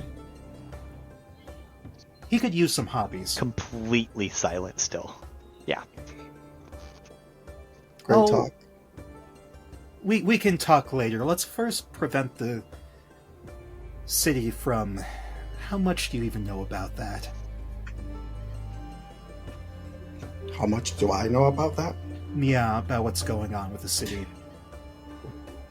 Well, if you must know. And I hate to be the person to say this to you, so I hope maybe you should sit down. Mm-hmm. But no, I'll stay flying. So, I just want you to know that I'm here for you. Okay. But just know that this city is a floating city. Yes. So there you go. That's nothing. Okay. No, that's fine. I'm not too worried. I can fly. I don't know if you've noticed. You probably have not. I know you can fly. So I don't think I didn't describe Lem. So Lem is a fae. So he's just a little fairy feller, small size. He's very obviously very thin, not frail, but like slender, as many fae are. But he wears kind of a bigger coat to add more size to him, to make him a little more intimidating. And then he's got this little hat, and there's a bee pendant on it. Are they currently Yeah, he is currently flying in the air. He flies more often than he walks. Yeah. Kuerdo definitely is like, I know you can fly. And then you see his eyes gotta look down quickly and go back up. And he is hovering that 1.5 feet to be the same height as, I always envision, and Mika, you can correct me if I'm wrong, but Lemon maintains eye contact with people, so he always hovers around normal people eye line. Yes. Okay. That seems very accurate. Lemon is very much a direct eye contact person because he unnerves people. Mm-hmm. You will realize that while that. it may unnerve some people, Kuerdo is more like lights on, nobody's home kind of stare back. He'll look back you in the eye, but it's probably because maybe he doesn't even realize that he's looking at you in the eye. It's weird. And Lem thinks I've met my match. I love that. Oh man. Respect. He suddenly has strangely just a tiny bit of respect for you, just for that, for matching his gaze. Yeah. This is how Kuerdo gets away with so many things. Yeah. Just accidentally. Weapon has incompetence. All right. And you guys eventually do make it to Sasha Square, where you see up at the statue, you see a dragonborn and a halfling having a conversation, and the halfling begins to walk away from them towards somewhere to get food for lunch. Or dinner, I guess. It was 4 o'clock, it's probably now 5:30. I didn't get a chance to describe Aransa earlier. Yep, so let's do that Aransa looks like their scales are almost made of stone. And it kind of it gradates from stone to this kind of reddish color at the edges of each of the scales. And their eyes are bright orange. And they're standing there kind of in very casual armor. It's they've got a chest plate, but they're not stacked up. They're kind of they look very they're vibing. They're not in any sort of I'm fighting stance. They're just I think Aransa is currently looking up at the statue and is just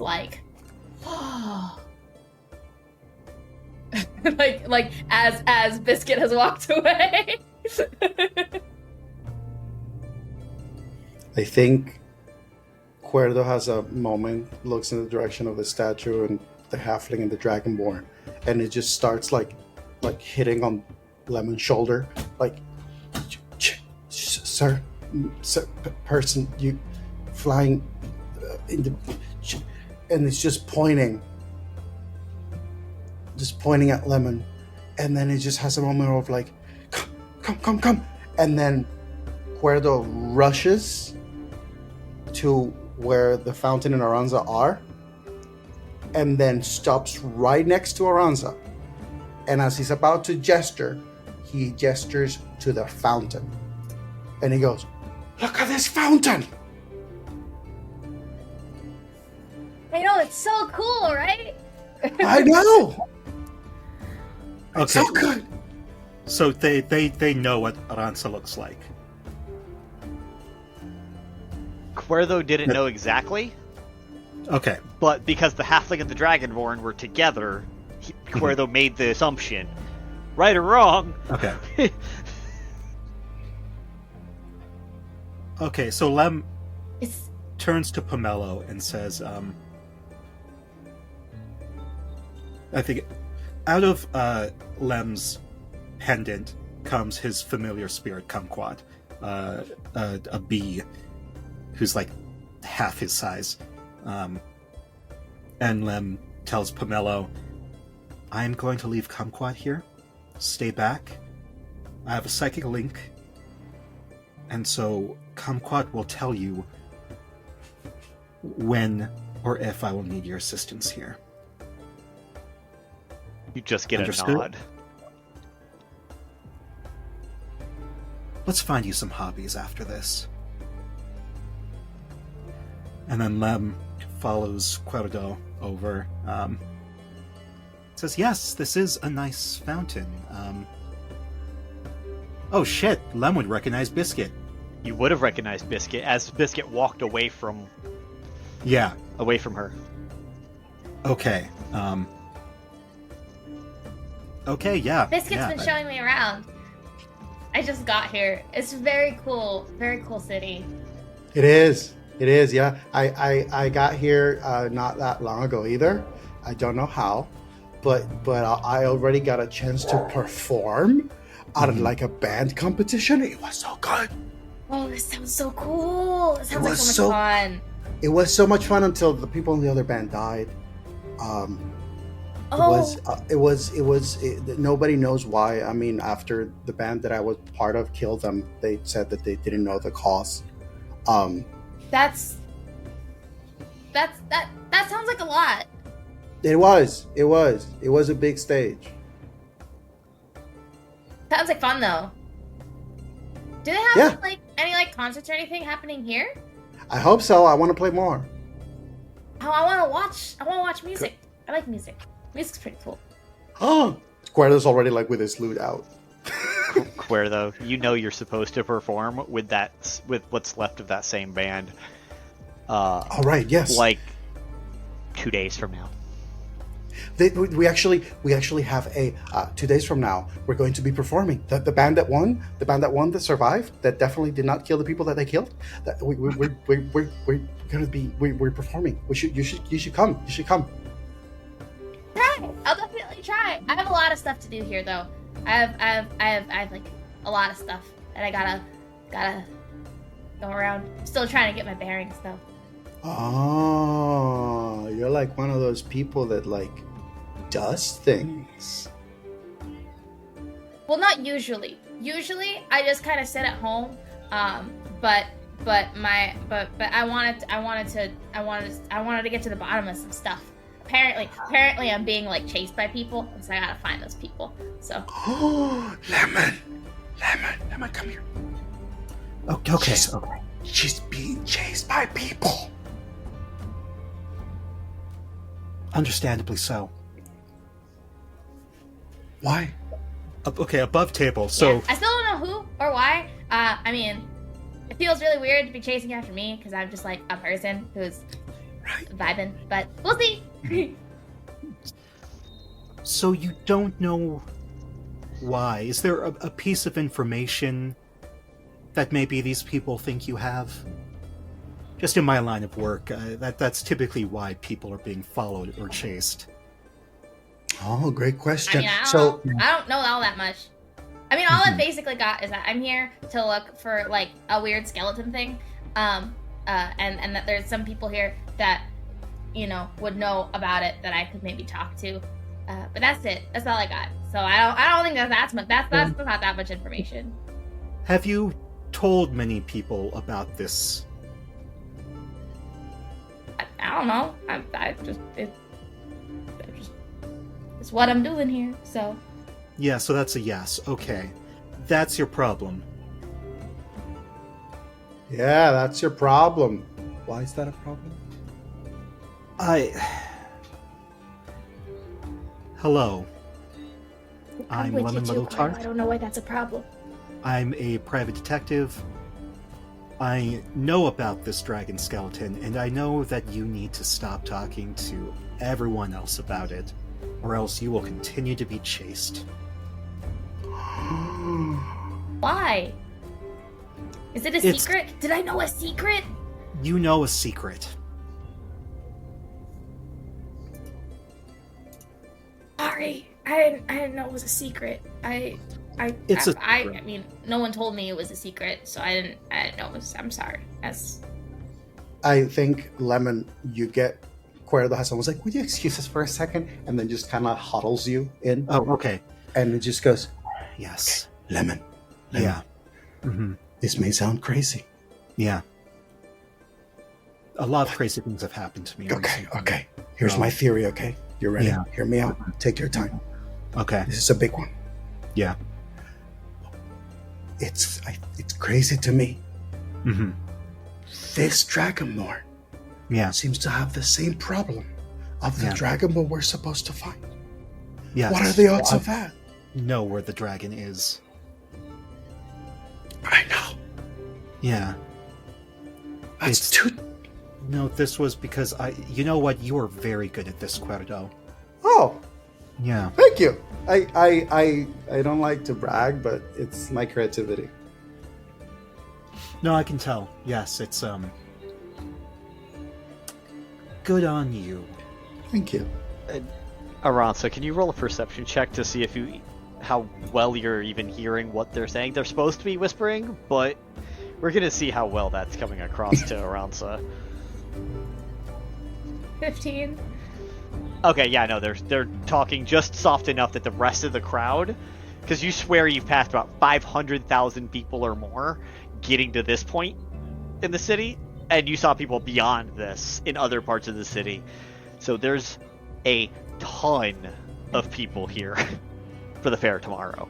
I also think that Aransa's just easily re-distracted by the fountain. Oh, easily. And at the same time, Biscuit shows back like, up. Oh, you guys are having a conversation. Okay, oh, look at the cool water. Biscuit shows back up. What would you have ordered?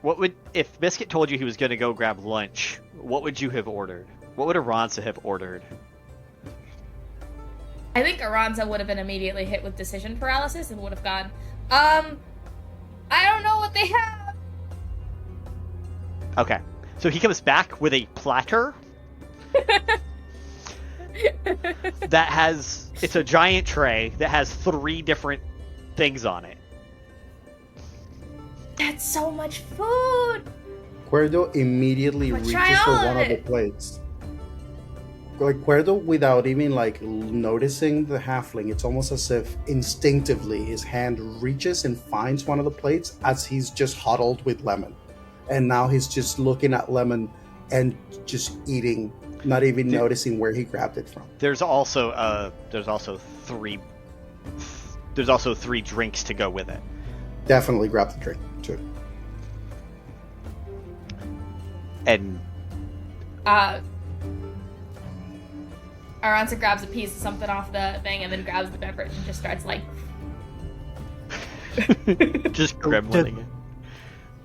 So Lem's mission's not it's maybe his first fair. They've never been to this sort of thing before. It's not to kill, it's to investigate and find out about who this is, and if they are a threat, to be appropriate with the threat and contain the threat that this person may pose. Okay.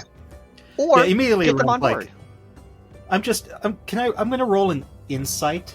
Mm-hmm. Or maybe I can just use my passive insight for this, if you will allow to... What's it for? My passive insight's an 18. To see if this is an act, the way that Aransa is acting. Okay. I'm going to make it a roll. Okay. Because Aransa... I don't think this is an act. It's a dirty 20. But I need a persuasion or a deception against this. Could Kuerdo's interaction with Aransa count as a help action for Lemon? It does. So Lemon, you'll get a bonus. You'll get a advantage. Okay, yeah, my first roll is definitely better. So that's a 22. Okay. Dang it. What does Lemon get with a 20 based on what you know of what Aransa, whether or not Aransa's telling the, is this really Aransa, or is there more that he needs to fish for? Aransa's,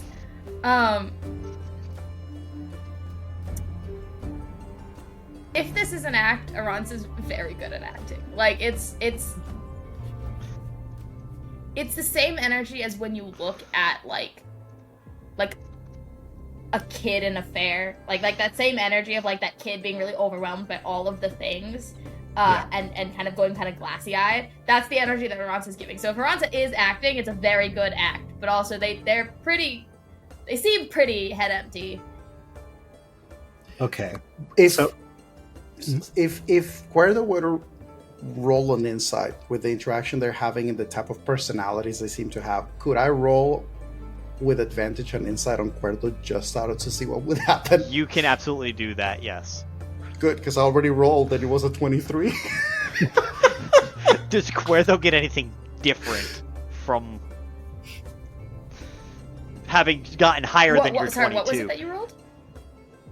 Basically, they were both rolling. They both decided to roll against you. 23. 23. I said 23. No thoughts, head empty. You can hear the meme music in your head.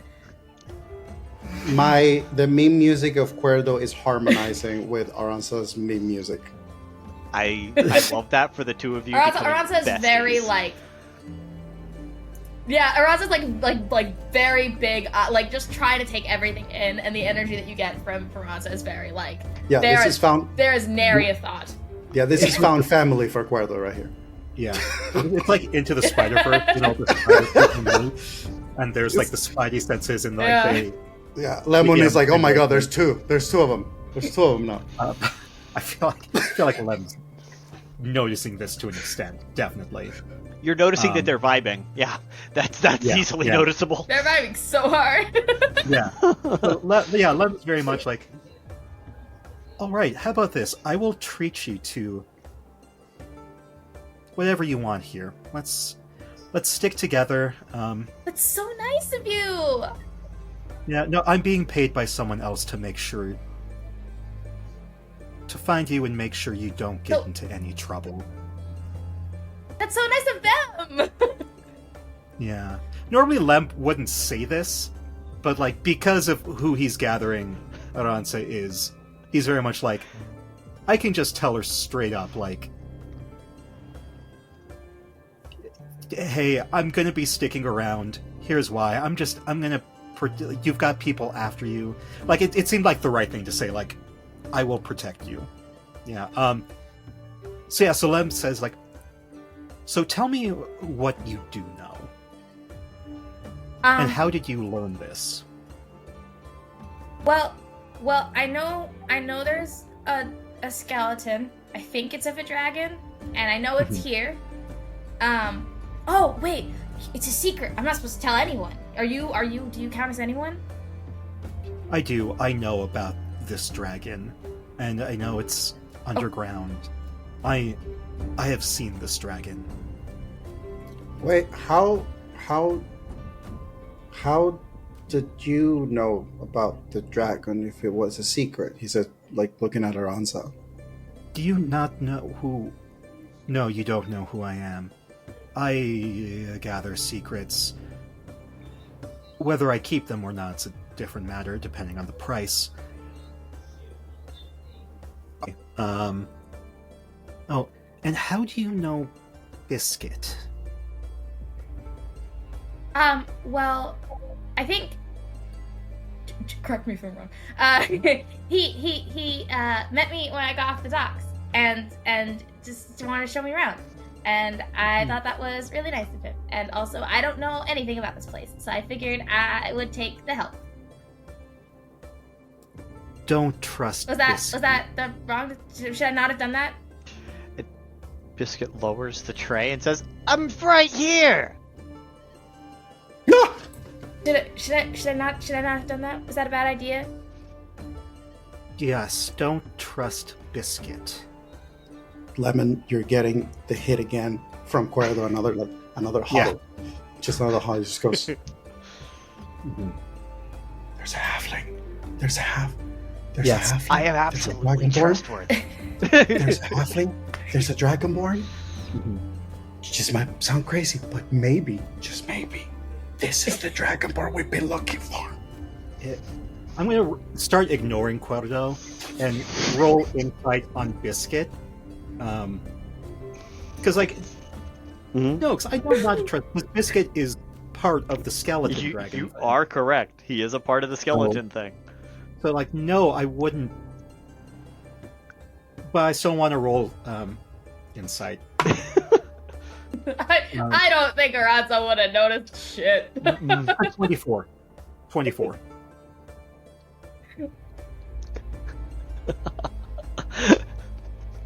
He rolled a nat 20 on against you. But he is absolutely here only until you got here. You knew the instructions, you knew the directions. But he was more just stunned and shocked that you would say that right to his face than anything else. And he just says, well, fine, if I'm so untrustworthy, then you take care of this, and just hands you the entire tray of food. Lem whistles, and that is... I mean, even though he's psychically connected to the Kumquat, that's kind of the signal for Kumquat and Pomelo to come closer. And they both just come closer, and Pomelo is now within 10 feet. Yeah. Kuerdo has already taken the second plate of food and the second drink. As the tray is being passed, it's just like grabbing stuff while it's moving and just like going, grabbing. Does Biscuit like fully walk away?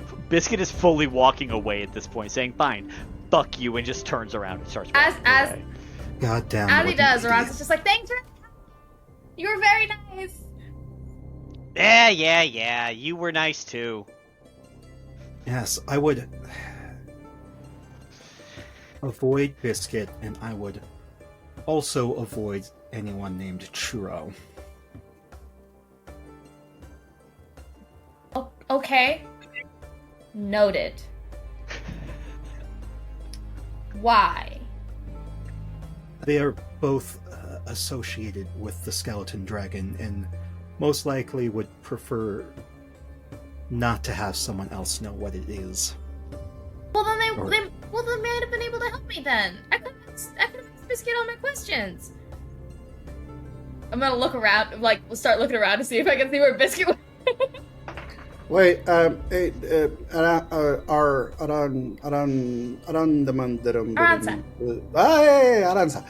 So, how did you come to the finding the dragon thing? Well, it's a long story, but basically, I got this like prophecy when I was a kid that I was gonna be like shot after, and then my parents were like, nah, and so I got stuck inside all the time, and then I was like, I want to leave, and they were like, no, and then I left, and then like as I found my way over here, I heard about the skeleton, and I was like, that seems like weird shenanigans and could potentially be helpful in my expedition to figure out what is happening. I think Kuerdo listens to all of that, and you just like slowly, as you're being talking, slowly into frame, you start to see like this parchment and the quill as it's just like writing down all this information, and it's just, could I ask for your permission to maybe write a story or a song about you, because that sounds like a wonderful story. That'd be so cool. I never thought that there'd be a song written about me. That'd be pretty cool. I can already see it. I can already hear it. That. Keep moving. No, that's not the name. No. Lem's just gonna herd them. Where are you herding? Okay. Where are you herding the cats? Cool. Just throughout the fair. Okay. You know, he's just going to do that. He's going to let's walk and talk. The good old Sorkin walk and talk.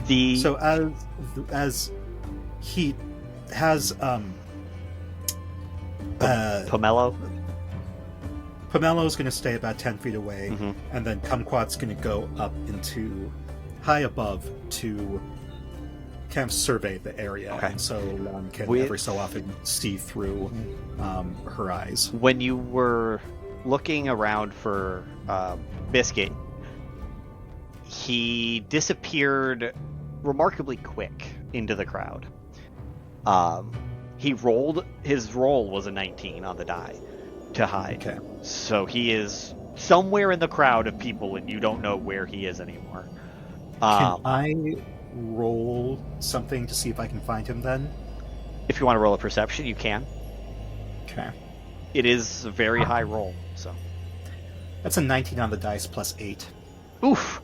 Okay, meets it, beats it. I only gave him like a +8 or +9, so it wasn't going to be a super hard, but it was going to be like, you have to be... He's at least as high as you are. So you do occasionally spot him through the crowd, especially with Kumquat up in the air. You're able to occasionally see him. As you guys start walking towards parts of the fair, and absent-mindedly, you start heading towards what was your house back when you lived separate. yes. You know it got demoed, and it was entirely fully rebuilt as a 4-story, 5-story nightclub. Is it built already? It's already built. How? It's been like 3 days. Magic. Oh my gosh. Okay.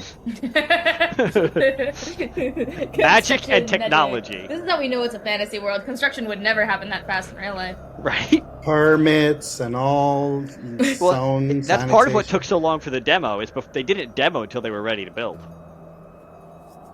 So they got all the permitting done beforehand, then they destroyed the building and rebuilt it. Plus, they thought it was vacant. No one was supposed to be living there. Fair. Garnlow, you've finally you've had a small, like, taco off of a taco truck type of meal, like a walking taco, which you could walk with a taco, so perfectly fine. Taco, burrito, take your pick on what you ate. And you are finishing up the last couple of bites as you get down to the second level. And as you're walking down onto the second level of the slums, you actually catch coming out and towards the elevator. You see Varrick headed towards the elevator to go back up because it's faster than walking. Yeah. Absolutely not drunk, but I'd say buzzed. He just cast message. Hey. And he actually convulses and touches his left ear, searching for something, and then realizes wrong, and then looks around. And I'm gonna stroll over. Hello there? You seem...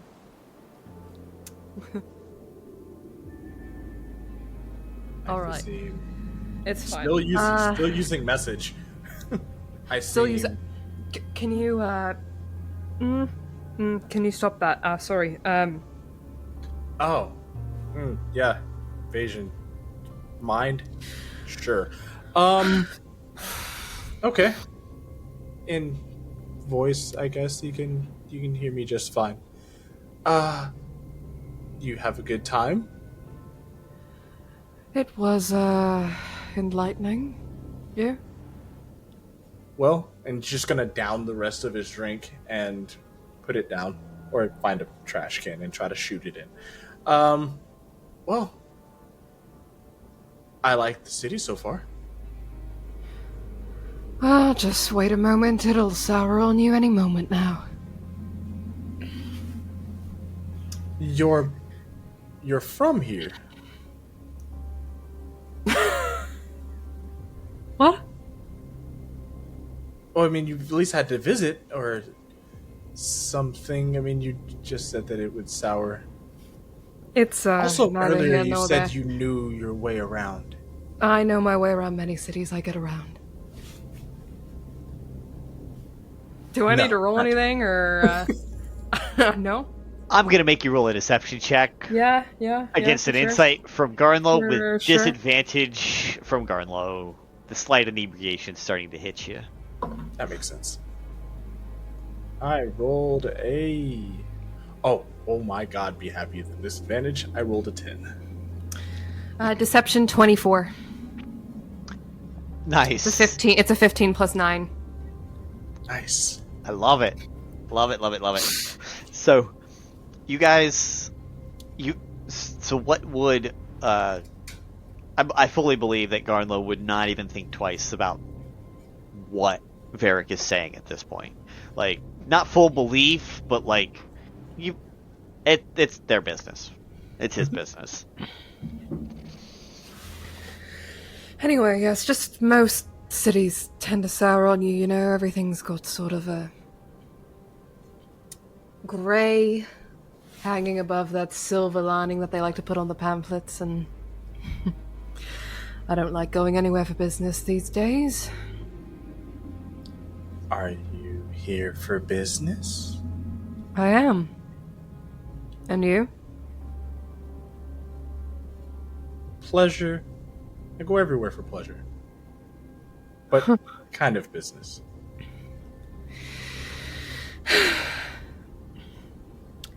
You know, there's something... Rarely am I this direct, but I have a feeling you may not remember me saying this. Garnlow, you, unlike a lot of people I run across, intrigue me.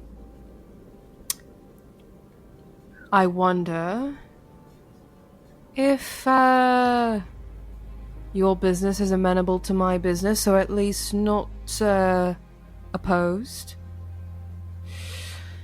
If you, wouldn't mind sticking together for the time being, I would invite our other friend, but she is, green. No hard feelings, of course, I just worry. Don't want to trouble the innocent with something. Wait. And she's like, stops and starts rubbing his chest. Uh-huh. Okay. Is your business something that would need my assistance? I'm a bit confused. You seem very capable.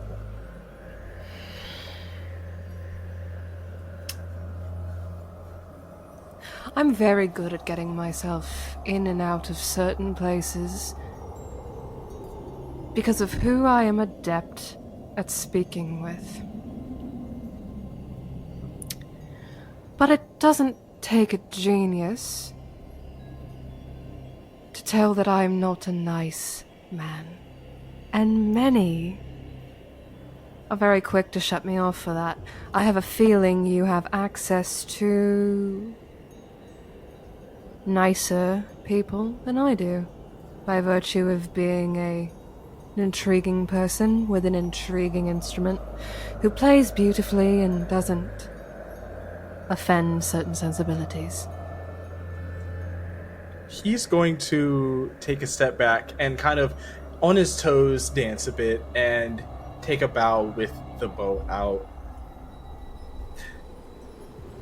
I've been treated poorly by so many, and he's saying this without looking up at you, that I can tell when someone's bullshitting. Intriguing. Kind. What do you need?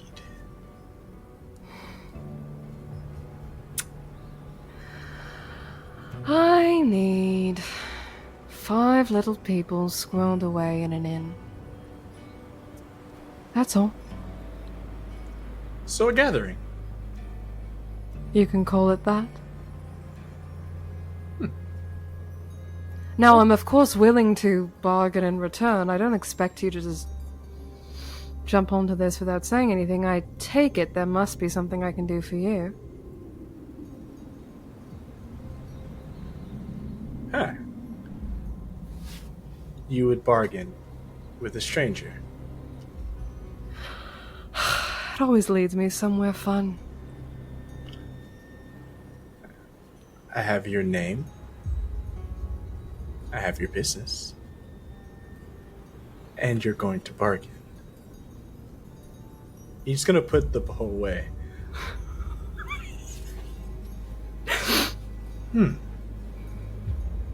What are the names of these strangers? Let me see here. There's one always jumps out. Source. Interesting. Volcan, Talissa, Jaden, and he goes by Conrad. Did you look away when you were saying any of this, or were you looking at Garnlow the whole time? No, I looked away to look at my list because that's what I said, and I won't retcon it. Yeah. You're saying this, and I would say probably off of the first word, or the first name you said, you would probably have started to hear buzzing. Coming from the armor, coming from his hair, and he just looks at you. You said a name. I said several. I only care for one. What is your business with Sauce?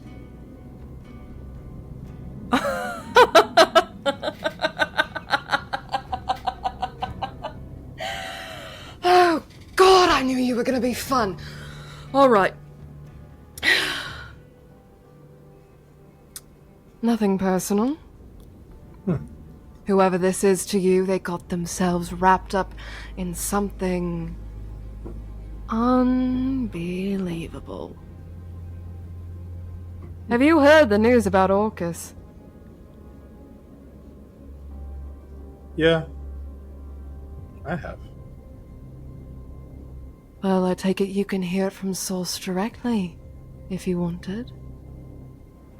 Now, of course, I have no loyalties to the deceased king, kind of a jackass all in all, but, certain parties are very interested in what may be happening in the fallout of this, and I am interested to meet the people who were able to pull off such a stunt, even on a personal note. I don't mean them any harm, necessarily.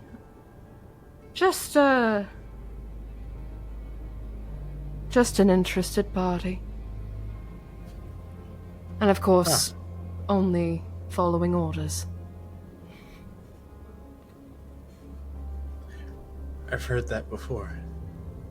Following orders. And he pulls out the bow again. Following orders. If I get those 5 in a room, will any harm come to Sauce from you or anyone else? He thinks for a second.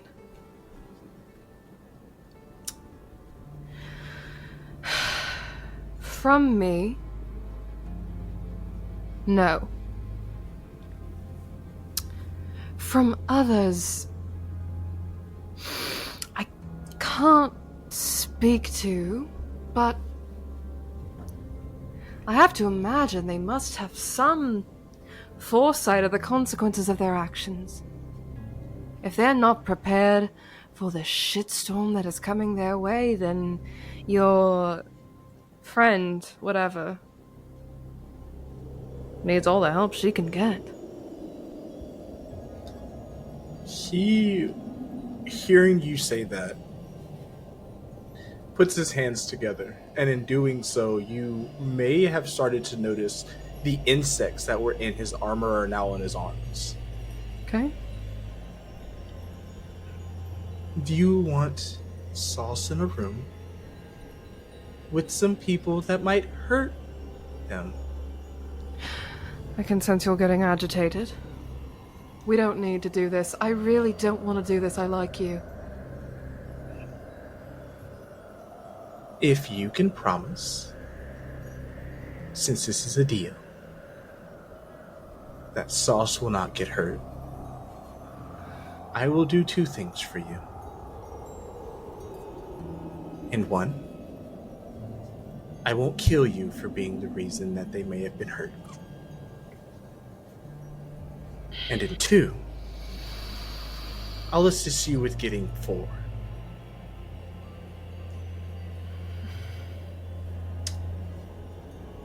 At that point, you would see him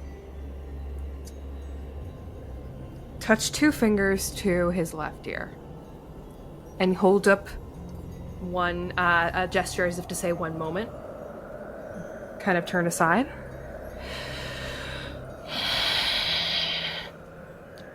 If I can get 4,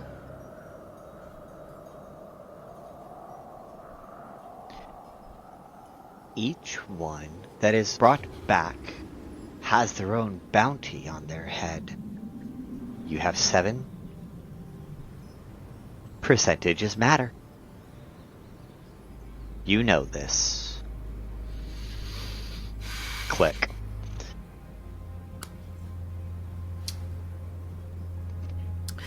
counteroffer. Soul stays safe. The other 4 are delivered to me and mine. And then there's 2 others sort of floating around, and I've been told not to fuck with them, and that's always fun.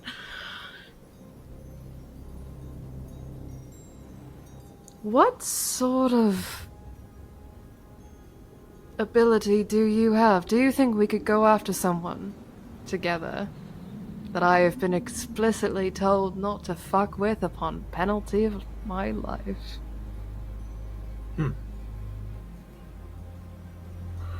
I think we can. Let's have some fun. See, Garnlow, I knew I liked you. Fuck, do you want to get a drink? And he pulls the bow back out. And you notice he, flicks it a couple times. A drink. That sounds good. And Varrick, you know just the spot. It is at the bottom of the city. There is a tavern at the bottom of the city that has the most gorgeous view imaginable. But you see that there's a 4-story nightclub that houses 4 different nightclubs, one on each floor. And you realize this as it's turning dark and the lights are starting to come on, because it's always nice to go clubbing pre-con, pre-fair, the pre-game before the actual thing pops off. And it is opening night for them. Are you guys gonna try and go inside, or are you gonna try and take them somewhere else as soon as Lemon realizes where you guys went? Oh, jeez. I think Aransa is fully just following wherever they're being herded, and the entire time is trying to talk to Kuerdo about this potential song. Oh yeah, they're sharing ideas, and he's sharing ideas for names and the structure of where the story begins and where it goes and all that jazz. Is Biscuit still following us? Do you see him actually cut off into the cleric district? Okay. And he flashes a pass, and he's allowed through into the quarantined zone. Yeah. Lem's going to take them to the coffee shop.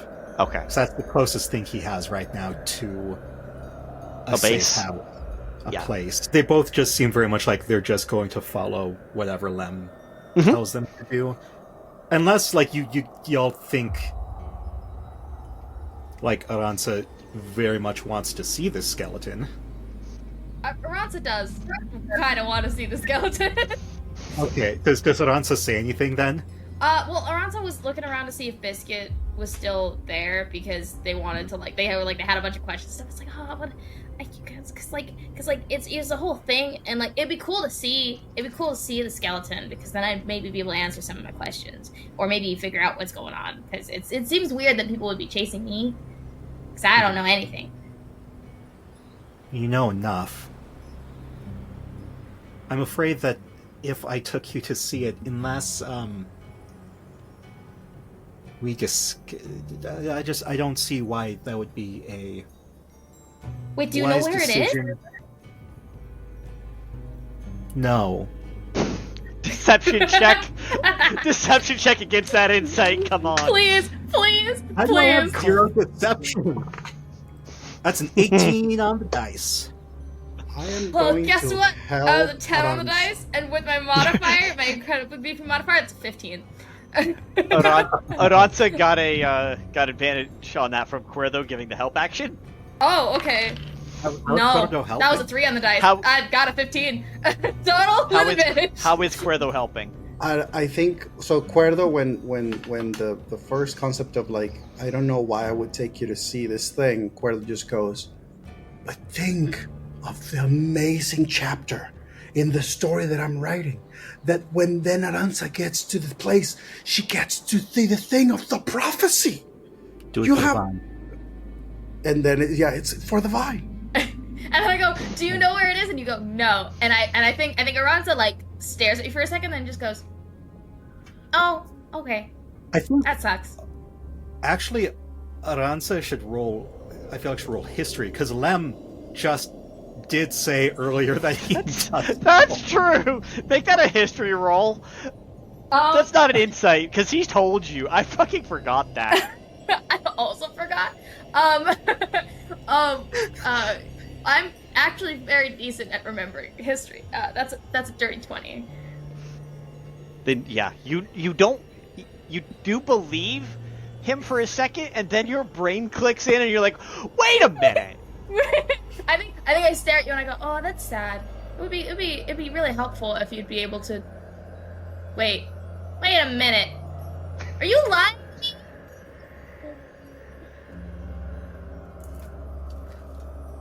I am going to. Oh, that's only for a minute.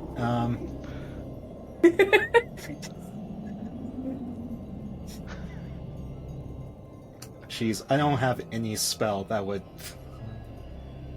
I think, help me right now.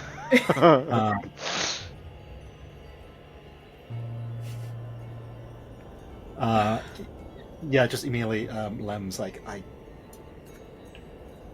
didn't That's think this really would come mean. back to bite me. It's really dangerous for you to go. Well, I mean, that's what my parents said about going outside. And look at me, I'm outside. Doesn't spin. So, like, I don't know that I'm inclined to believe you now. Because you're a liar. You lied to me. You see, Were you Kuerdo, lying like, about being a make- secret, too? What else have you lied about?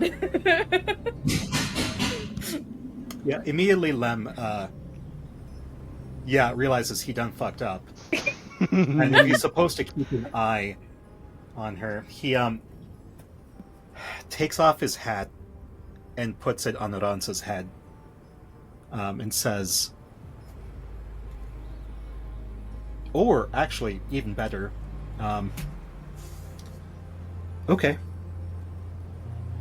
If you will let me, I will cast Polymorph on you and turn you into something that's easily hidden, and I can take you there. I mean, it depends on what it is, because I think I can do that myself, actually.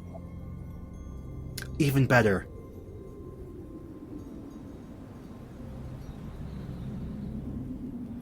Something that can hide under my hat. Okay. Alright, let's see. The bank of animals that Aransa has seen is very limited to basically just, like things you'd, like, pets and basic vermin. And so they're like, okay. Okay. Aransa has seen kumquat, so they could turn into a bee. Wait, sorry, what is kumquat? A bee. I think it's funnier if Aransa thinks really, really hard. And then you watch as, like, the gaps between their scales around their eyes starts glowing this sort of red orange, and it seems to spread through between all their scales, and then they look like they've turned into kind of a molten ball of person that then just goes into this little bright red mouse. like tiny little dormouse sized, but like bright ass orange and red kind of vibe. Yeah. Kuerdo, I don't trust you. I will cast polymorph on you. But what if I wait? What if I wait? And then you just see him takes his coat, puts it in his back, takes his hat, makes Lemon hold it, and then just looks around, tries to make sure that nobody's watching. And then he's like, but what if I do this? And he's going to shapeshift to look like Biscuit. Oh. Excellent. Shapeshifters, they can change their clothing. Can they change? They No. can canonically in this setting with this world. Okay. Yes. I've taken their cloaks before, haven't I? Yeah. Yeah. Cool. So Lem, in his satchel of holding, I actually don't think I have a bag of holding. I do have a bag of holding. You do. Okay. Cass never took it back. Yeah. So with my satchel of holding, I pat the side of it and say, okay, well, I have the outfits for us. I can disguise myself. Alright, let's go. Aransa, you will have to promise you will not talk to anyone else about this when I show it to you. This is to answer some of your questions. You also know Little that mouse you guys are squints very pointedly at you because you're a liar who lies, and then blinks twice. Now, one other thing that Lemon, you do know is this is the quarantine zone. There are crystals growing out of the ground as well, because this is where the Arcano crystal first emerged, and all of that. You still know all of this. Can we even go there safely? You can. You guys can. You just have to be careful about it. Okay. Yeah. Tally ho.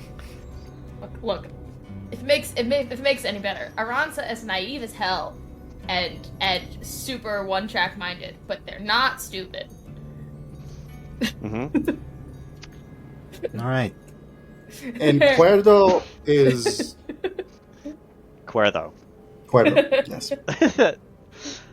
Okay.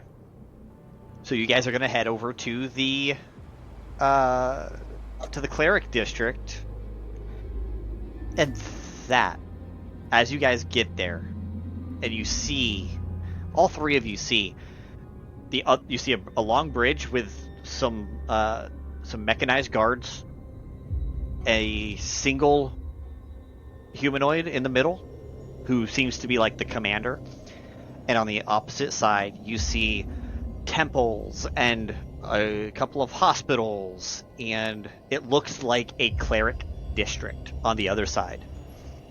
And it would look perfectly normal and less tech over there than most, but the one thing that looks very strange is coming out of, at this point, buildings and the ground, and a couple of really large ones you're seeing are Arcano crystals. Very large, pale blue crystalline structures that do not belong. Aransa and Kuerdo, you guys get across the bridge, and this is the first time, Kuerdo and Aransa, you guys have seen the cleric district, which is the one that Lemon walked you guys into. It has a very large hospital that's capable of servicing 100,000, not 100,000 people all the time, but it services a city of 100,000 on a regular basis. So this is a very large metropolitan hospital. Growing out of the sides of it are Arcano crystals. Aransa, you saw them as you were flying in and doing and getting into the orbit while you were on the airship. You saw crystals over here, and now you're here on site around these crystals. Kuerdo, these crystals are shiny, and they refract what little light coming from the stars and coming off of the lampposts. It reflects them back, so this feels like it's almost daytime here, with the amount of reflection and all reflection and refraction that's going on. It feels like you went from nighttime to daytime, but it's still dark up above, and everything is covered in this pale blue light. I feel like Kuerdo is fascinated by this. Looking up to the sky, seeing it black, but then looking around to the street, seeing it so like blue lit, and it's just fascinated. Just idly, without realizing, he just kind of starts. The moons are dancing and the ground begins to sing. The light is blue and the night grows dim. No, no, no, no. Oh, and then he just reaches for a book, and then it just starts like the idea of like, oh, new song. Writing down a new song. Aransa is poking their little nose out of Lemon's hat, just barely, but like pulling the seam down, so it just looks like, but like right out the edge of the hat, just this tiny little snout of this bright red mouse, just like.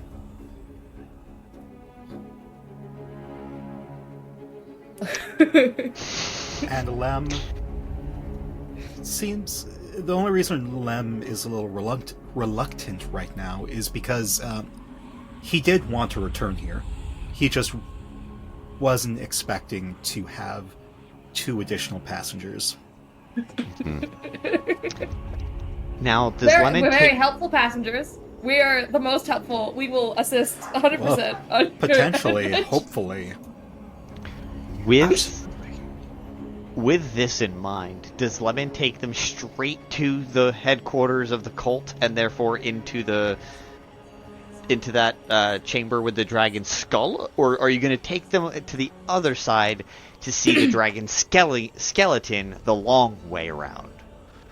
Because there's 2 parts you can see the skeleton. One is the actual body of the skeleton, where you guys accidentally teleported with the Aerolin and all that jazz. The other one is where you know the skull is, and the choice is yours. Which part does Aransa know? Aransa doesn't know. Aransa doesn't know anything. Aransa I heard there was a dragon skeleton. I want to talk to a cult. That's what Aransa knows. Probably to be safe, Lem would go straight to the head. Okay. I think regardless of where you walk, if you're like listening to see if like Aransa has any keys of recognition, Aransa's just like squeaking gleefully. It's just mouse joy. Hashtag mouse joy. And all 3 of you, go ahead and roll a perception check for me. Okay. Right. Lemon, you have advantage. Oh shoot, hold on. Does this perception check happen to rely on smell? I will let you roll with advantage because it will give you different information if your advantage roll is higher. Yeah, I think Aransa's like eyes are kind of just darting about, but their nose is keyed in because they're mouse form. It's 19 for Kuerdo. Yes, natty 20 for 28. Love it. 22. 22. And that was that your advantaged roll or your normal or your first That was roll? the advantage roll. Okay, cool. So one thing that I'm going to start with Aransa's sense of smell. You smell You haven't smelled this smell before, I don't think. Correct me if I'm wrong, but you smell what feels like the worst thing you can... The only thing you can really think of right offhand is that it smells like death. It's not rot. It's not decay. It smells like a combination of death and magic, but not in the same way as, like, necrotic magic, if that makes sense. Mm-hmm. I don't think Aransa would be able to tell with any specificity what it is, because they haven't had many experiences to compare this to. So they ew, but in mouse squeaks and scrunch their little nose a little bit. Yeah, it's a not very pleasant smell at all. But it's one you can only detect because of your heightened mouse sense of smell right now. Kuerdo with a 19. And Aransa, you would still see these things. I wanted to start with your sense of smell, though. Off all over the place. Lemon's kind of keeping you guys up along the side as much as he can, so that off on the one side, it's a straight drop down 2,000 feet to the water. There's a cloud below you, so you can't even see what's truly below you right now. But you know that it goes down. You saw it as you came in, Aransa, that it's a 2,000 foot straight drop. But there's a cloud below you guys, and you just see it just drops straight down to the cloud. Off on the left-hand side. On the right, you see doctors in masks. You can only tell they're doctors because of their white coats that they're wearing. You could also assume they're scientists. But they look like medical professionals, and they're running around watching these... I'm going to call them people, because that's what they were. But they look like they are sitting in a hunched position, rocking back and forth with pale blue splotches on their neck, arms, and any exposed area that you see. They're not entirely all pale blue, but they have these splotches all across them that's glowing the same color as the crystals.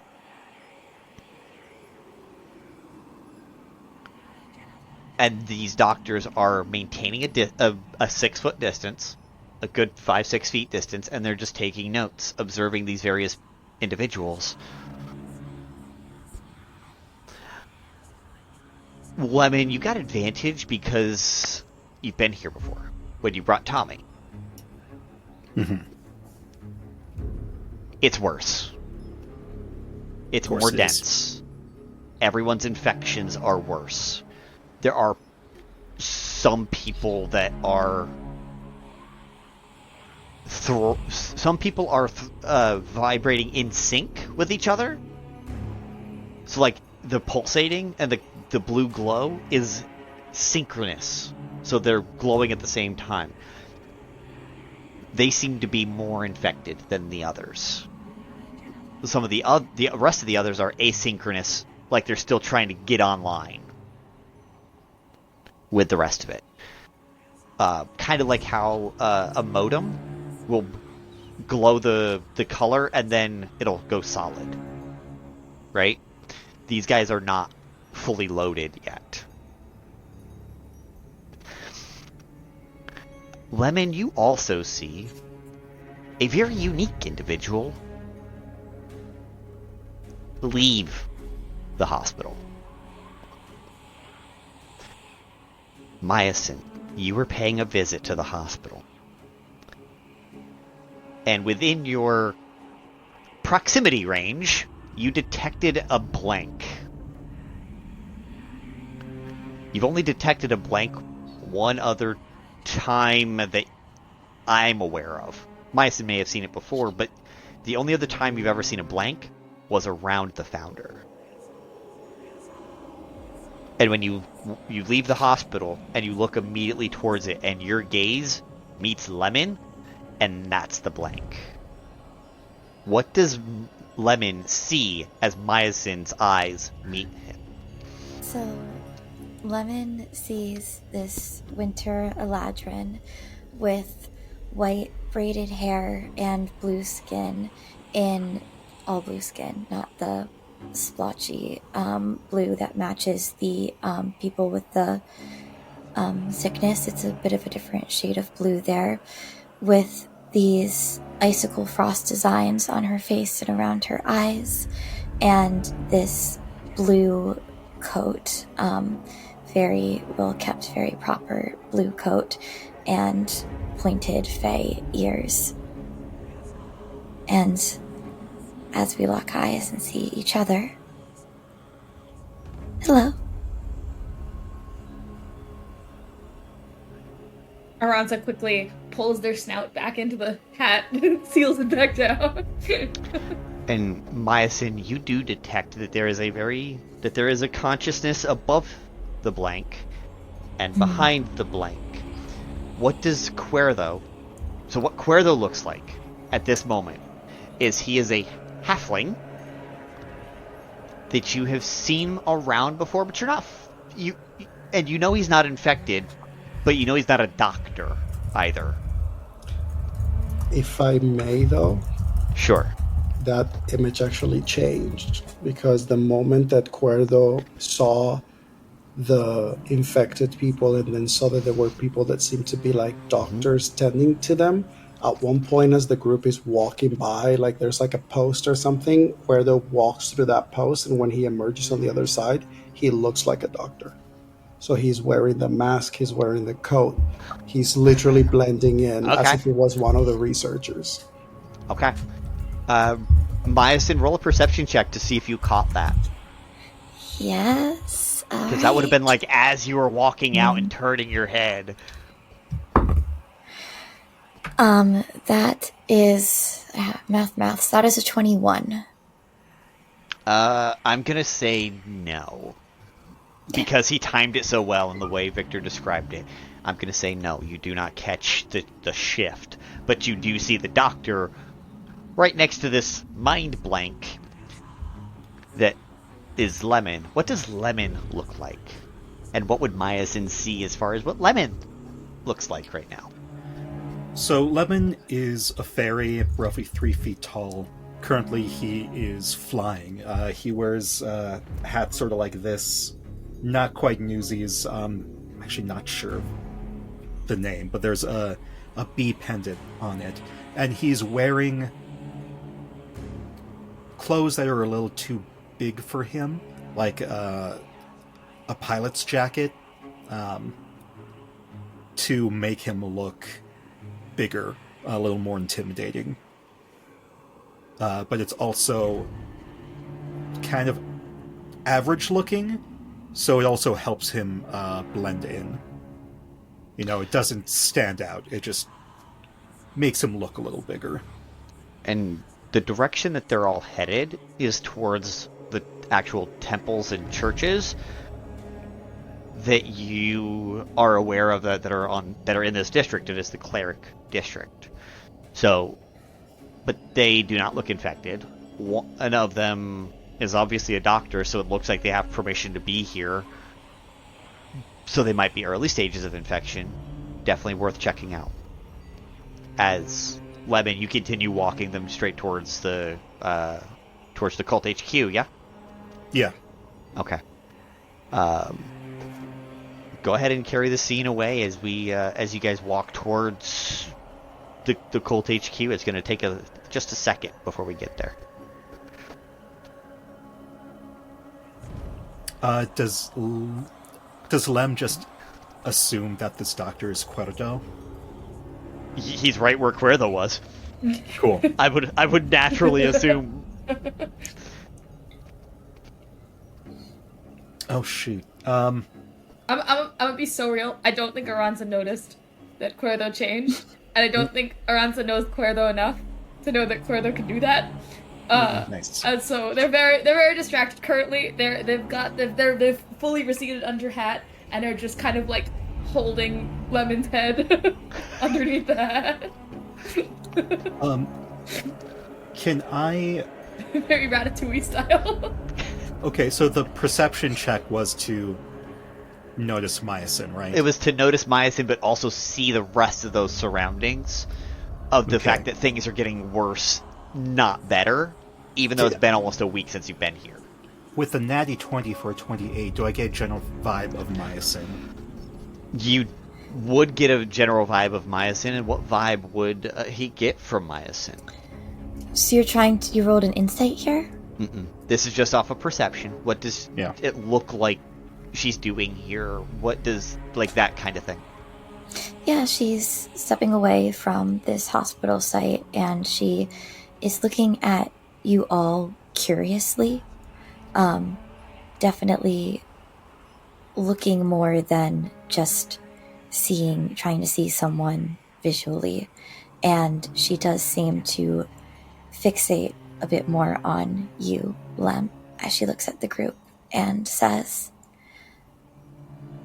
"May I ask what you're all doing here tonight? This is a quarantined area. It's not quite safe." Lem leans over to Kuerdo. Can you fly? Metaphorically or physically? Physically. Then no. No, of course not. I don't want to deal with this. Kuerdo, I'm going to turn you into something. Do you consent? I'd prefer if you didn't, if we could talk to each other. If you don't mind. Can you hear us, though? Like, how far away are you? I can... Oh, actually, I might not be able to hear you. Game Master, can I hear? Roll a perception I could check. just hear... Let's I see. could just... Oh, yeah. Okay. Uh-huh. Rolling perception. No, probably not. That's low. That's just, 17. No, you can't quite. No. You can see that they're talking to each other, but you can't. And you can actually more specifically, because Kuerdo's technically wearing a mask of some kind, you can see Lemon is talking to the doctor behind him. Got it. Probably Kuerdo sort of whispers back to Lemon, Do you need that person to not follow us? Or at least we need to trick her. I can try. Okay, try away. You see Kuerdo turns his back to the group, to like where Miasyn and everything, like turns face to like the edge as he just has a moment of character. And then turns around and starts addressing Miasyn. His voice still remains the voice of Biscuit. While he has the doctor attire, as he says, "Oh, we're going to be researching a little further. I believe there may be some other people over there that may need some further observation." Research, wonderful. And who are you researching on behalf of? Well, I believe if you are in here, you already know. Or don't you? And now Kuerdo just has a moment of like making it look like he's suspicious of her. Yeah. Ooh. If you don't know, then you don't need to know. I apologize, but that is not quite the truth. That's your prerogative. I can accept that. But I would like to talk to you while you are here and find out why. Like I said, this is a dangerous area, and it's quite curious for people to be here. Absolutely. Can I roll stealth for You sure can. how What quiet is you- Aransa's being under your hat right now? Go for it. Oh, okay. Hold on. Oh no, that might have. I may have just. Hold on. Oh, okay. Who? That was an 18. Okay. Not You're- great, not terrible. Her perception check was a 17. You're still fine right Oh this second. my god. Well, passive perception, if we're using that, is an 18, so probably meets it beats it as well. Yeah, meets it beats it. Still flies. So we're either way. You barely squeak under the radar. See what you did there. I mean, you know what? It was. You know that there's like a consciousness there. Yeah, that was the whole thing. Yeah. So like you know that there's a consciousness there. I'm trying. Aransa's trying. Aransa's like I would be so quiet. I'm the most quiet. I can just underneath the hat. I do wonder if you were here on valid terms. Certainly, you would be more willing to share than you seem to be. Well, you see, this is, if I'm being honest, and don't tell anyone, all right? I'm a little nervous, but this is my first day as an investigator of this sort, and there was this short fellow. This short fellow was the one who led me here, telling me that they may need some more support. So I am accompanying these people to make sure that we do our job. So if you do not mind, we will continue on our way, and we can meet you on the way out, yes? Perhaps I escort you the way you're going. Why? Who are you? My name is Miasyn, guardian of the Frozen North. I am here to investigate these crystals and learn more about them and ensure that no further danger comes than has already been caused. Same. You're also Guardian Miasyn of the Frozen North, here to investigate the crystals and ensure that no further harm comes, are you? It's a beautiful name, really. For all you know, for all it matters, yes. A different north, though. Kuerdo is reaching for his compass, trying to see if they are currently north. Even though that's not how compass works, but he's just so confused. Because, like, if this is the north, is this where we are right now? I would quite appreciate names and honesty from you. I don't mind walking this path together if it's one that we share a purpose on, but I cannot know that unless there is honesty.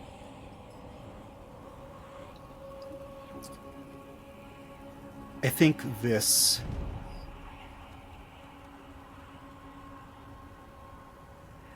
I want to roll, like... insight, maybe? Go for it. Because, like, Mika, the player... Well...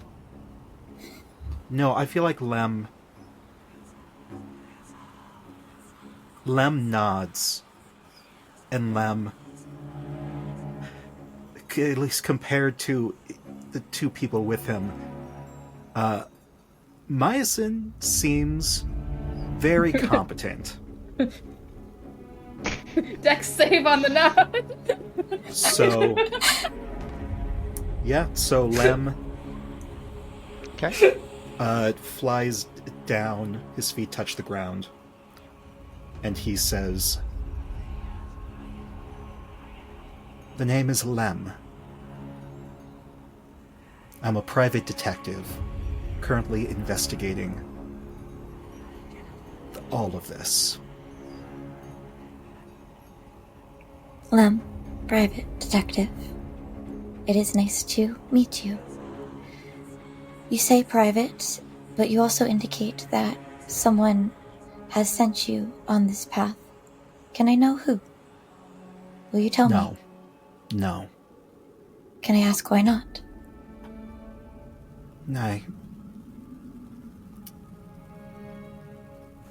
almost said client patient. It's a confidentiality between my clients and myself. Clients that have the capability to send someone here to a quarantine zone. Quite powerful clients then.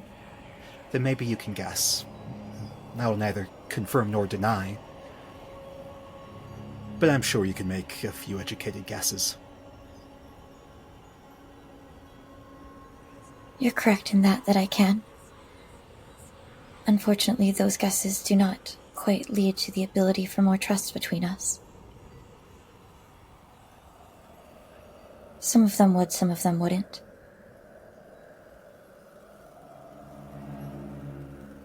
That is unfortunate.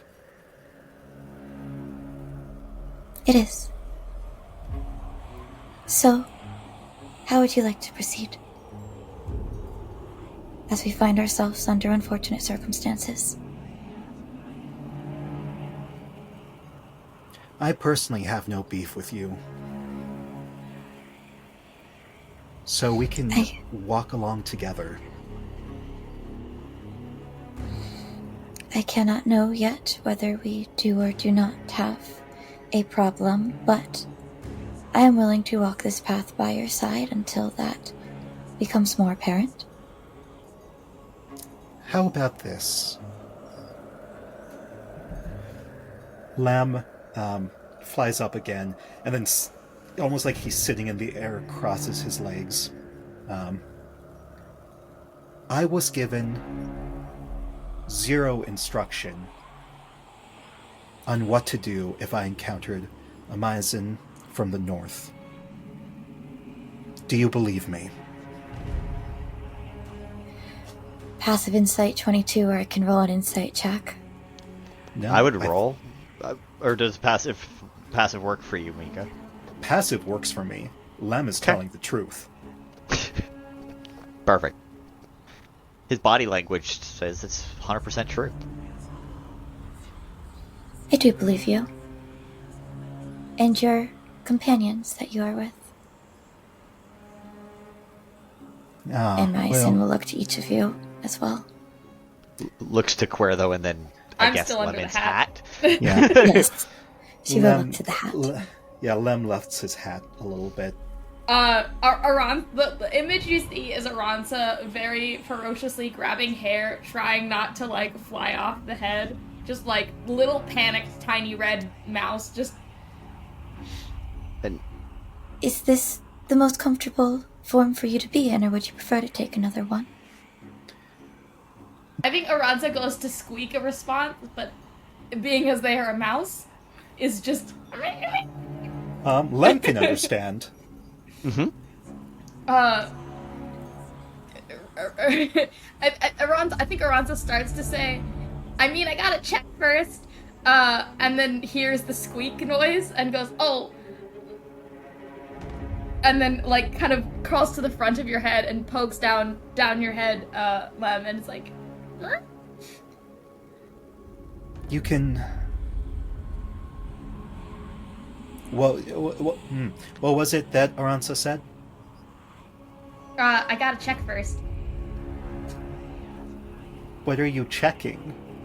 I'm trying to get your permission. Oh. She's on your head. Right. So And, like... Lem just kind of in response in mouse, I guess, says, it's up to you. Aransa does a little mouse fist bump, and then I think crawls down your arm, down your leg, jumps to the floor, and then pushes out of wild shape into their normal form. They look like they're a dragonborn. They look like their scales are made of stone, kind of this slate gray. Each scale kind of gradates to this reddish color at the ends, and kind of in between the scales there's this almost glowing sort of fiery red. Their eyes, bright orange, and they've got this absolutely massive smile on their face. They're so excited. They have so much joy that they're here.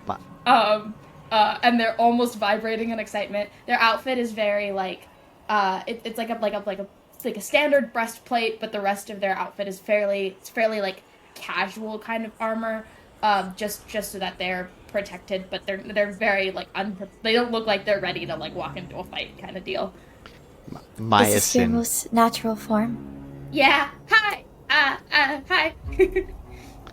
Hello. It is nice to meet Miasyn. you this way. It's me too. I'm sorry. You're good. Miasyn, roll a history check for me, because I think this is I was about to ask a very few unique questions. thing for you. I was about to ask a few questions of you, Game Master. Let's roll a history check. Alright, well that's an 18 on the dice plus 14 history, so that's 32? Math is math?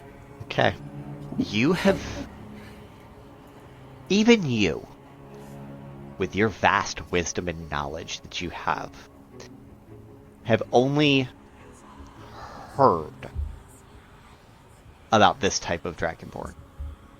You've never seen one, and you've been to Equishay a bunch. That is true. You have never seen this type of Dragonborn. The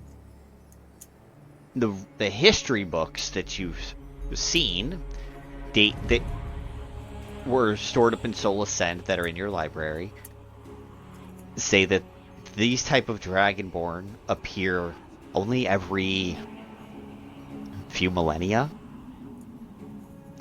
and they are known to become immensely powerful and have always been a bringer of good news in the midst of chaos. The last one on record became a full-on dragon and helped slow down a meteor. Supposedly. History's only written by the survivors, and someone had to maybe see something, maybe. Understood. Aransa's nice. giddy, and is like, hi, and then goes to go, hi, wait, can I, are we still doing the quiet thing? Am I supposed to, is my name another secret? Because, like, I don't know what's a secret anymore, or anything. It's like, she's just kind of word vomiting in Lem's direction of like, hey, tell me what to say. I can't say this. You got mad at me before. Well, I'm assuming that we can trust her. I trust her enough to give my name, so... Nice to meet you.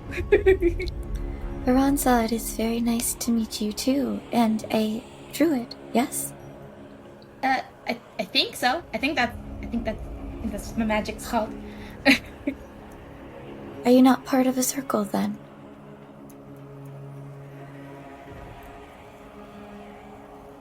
It's alright. Can I ask where you hail Aransa from? makes that sequence of expressions and then goes, no. It's fine. Not all are. Can I ask where you hail from, Aransa? Equishay. I left my parents and I came over here. I've been there like my whole life, and then I wanted to see the world and also figure out what's up with. Oh wait, no, that's a secret. I can't say more. Sorry. Shh. It's alright. Like, they literally just hands to their mouth, like, oh, I'm a kid and I said too much. You are quite a curious crew. Thank you for introducing yourself to me, Aransa and Lem. And then Miasyn will look towards the doctor. Where'd Kuerdo go?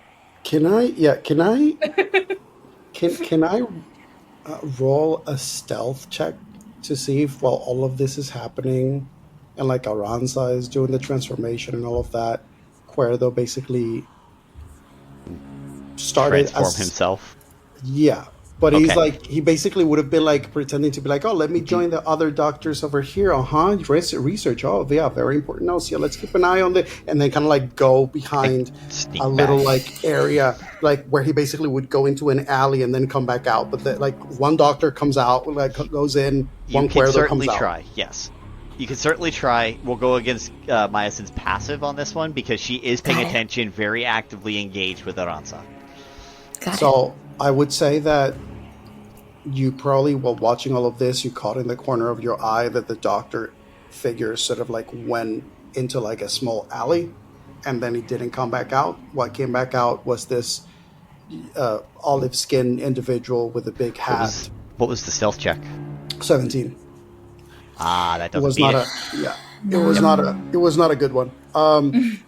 And so it's that thing of, you just see Kuerdo sort of appear. He's got this like burgundy long pirate coat, green shirt with laces, and satchels, and a flintlock and a rapier and a dagger, and like long leather boots, and he has a lute on his back, and his journey bag. And as he just moved away from behind Lem, now he's just right behind Lem again, just pretending that he's always been there. So he's just like, oh, me, yes, of course, yeah. It's I am Kuerdo, the bar pirate. I don't know if you've heard of me on the north. It's possible that you've heard. Have you heard of me at the north? Have you? I'm afraid not. No. Oh, that's fine. That's okay. Had you visited yourself, I'm sure that I would have. I don't know. The frozen north, so... Oh, I don't know. Right. Well, Kuerdo, it's nice to meet you, and is this the form that you are most comfortable in? Yes. Yes. Wait. Yes. Now, I'm going to ask Kuerdo. Kuerdo, is that a deception check that you're doing? Or is that truth? No, it's truth. Okay. I believe in the moment, I know. this is the form that Kuerdo is most comfortable in. Mm-hmm. But the answer was to this moment right now. Is the way that Miasyn is interpreting this. Yeah. Understood. Well, you have a professional stake in learning about these crystals? Me? All of you. You travel together, do you not? Aransa immediately looks at Lem, like pushes Lem forward. like fully is like in the way that, like, when you ask a kid for information they don't have, they immediately go like, nearest adult, do you have the answer? Like, that's the way Aransa reacts, by immediately going, Lem.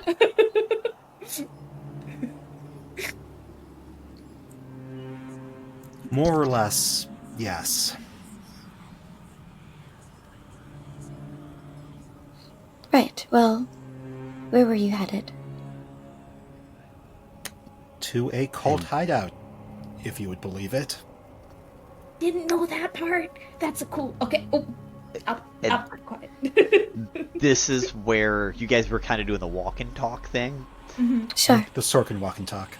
Yeah, the Sorkin walk and talk. And as you guys are walking with Miasyn, no one is bothering us. No one is really asking for who you are or why you're here. They just see Miasyn and we walk through. So, as you guys get closer, Lem, you've seen it before. You know where you're going. So I'm not going to describe it for your sake, but I will for the others. You don't need a roll. You don't need any of that, because this is obvious as hell. There's a platform that was built to house a cathedral on top, dedicated to one of the gods. But around the side, which is where Lem takes you, there is a crypt with two statues flanking the front doors. The statues are not people. It is in fact crossed flails, where the flails hang down in the slight wind that's going on, they are moving back and forth just that little bit. And again, remember, all of this is under that pale blue glow. And the door is slightly ajar to the crypt. Miasyn, this is not the first time you've seen these crossed flails.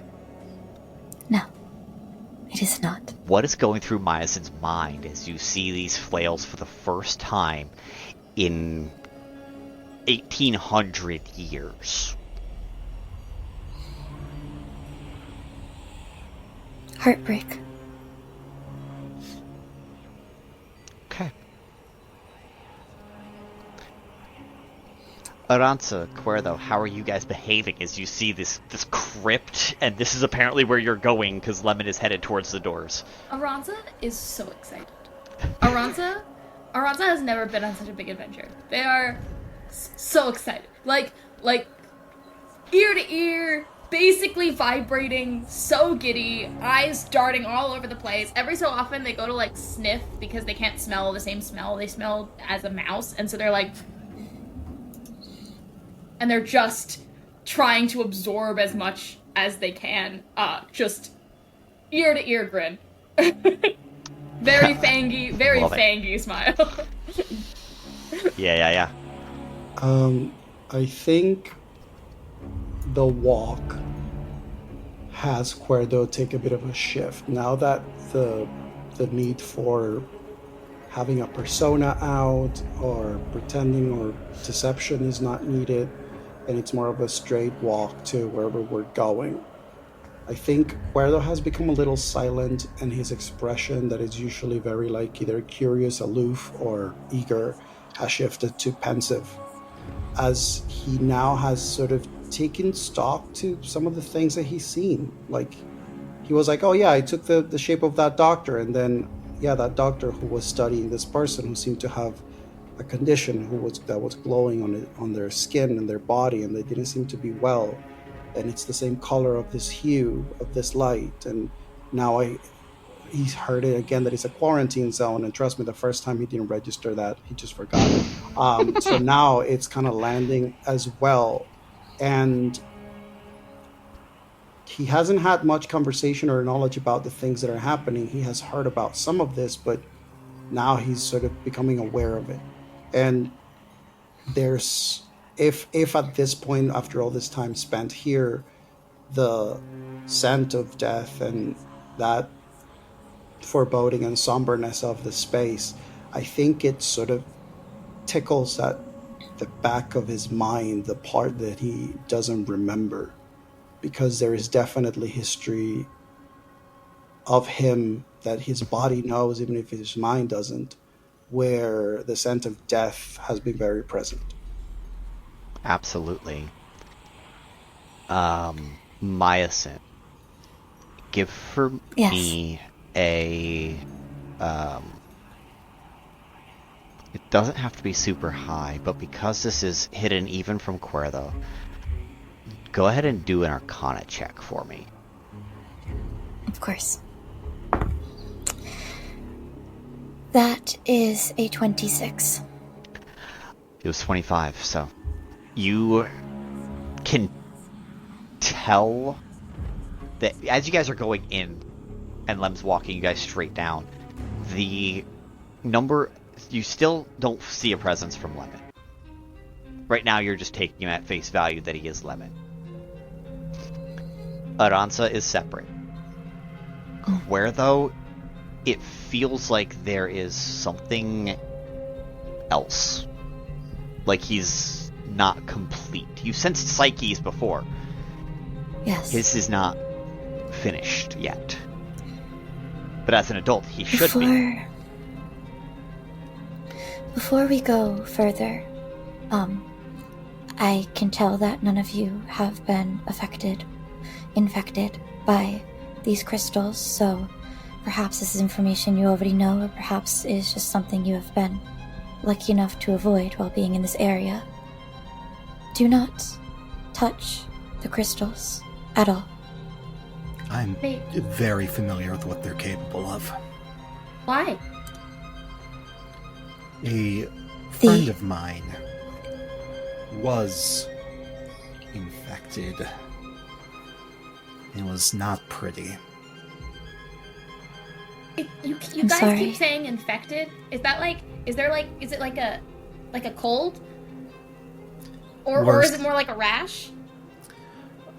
More like a bodily infestation. Not That seems just inconvenient. bodily, also mind. Which brings me to my second point. If any of you do have mind abilities, do not interact with the crystal with them. And Miasyn will look to Lem. I can tell your mind is shielded, which is partially why I struggle to trust you, but will help you against these crystals. And then she looks to Kuerdo. And I can tell your mind is incomplete. And that is a dangerous thing to go encounter these crystals with. I have been called many things in my life. Dangerous, I don't think is one of them.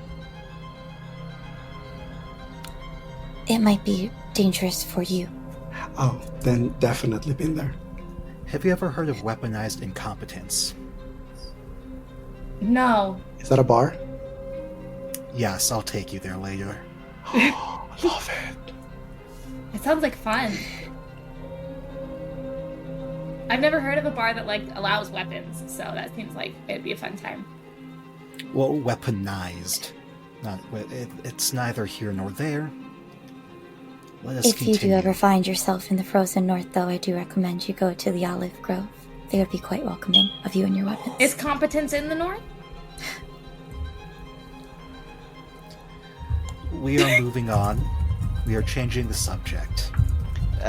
As you guys get down and in, Lemon, you know it was a long staircase to get Jesus. down. I don't remember where Kumquat and Pomelo. Did I leave They're on them the other side. behind at They're on the fair? other side of the bridge. You can bring Okay, Kumquat okay. to you anytime. Is competence in the north? Yeah, I've never heard of competence before. Oh. More of a concept, than anything else. But if you do ever find yourself in the frozen north, check out the Olive Groves. They'd be quite welcoming of you and your spirit, and of bar you can enter with weapons as well.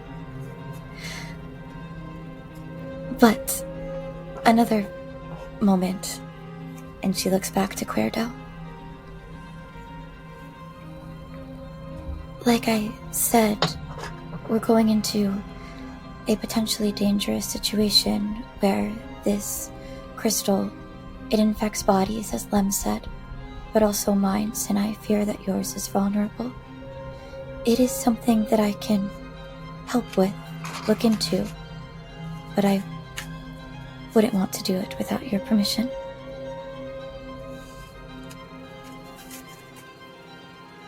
I feel like Kuerdo has a moment of, like, he has no idea what you're talking about. And he's just like, so what May I? exactly are you? Huh? May I show you something? Sure. In your mind. Sure. Would you take my hand for a moment then? Madam, please, we just met. And as Kuerdo takes Miasyn's hand, Real quick, yes. before we do the taking of the hand, Lemon and Aransa, they stopped on the stairs to do this. You guys get down and into the actual main chamber. The torch that's always there, Lemon, is still alight. So that still is there. Looming over top, big dragon fangs coming down, is a huge dragon skull. Bottom jaw looks like it's going straight into the ground, and it looks like there's a cavity that goes backwards as if you were to walk into its mouth as a secondary room. Aransa like bares their fangs, like hey, look, me too.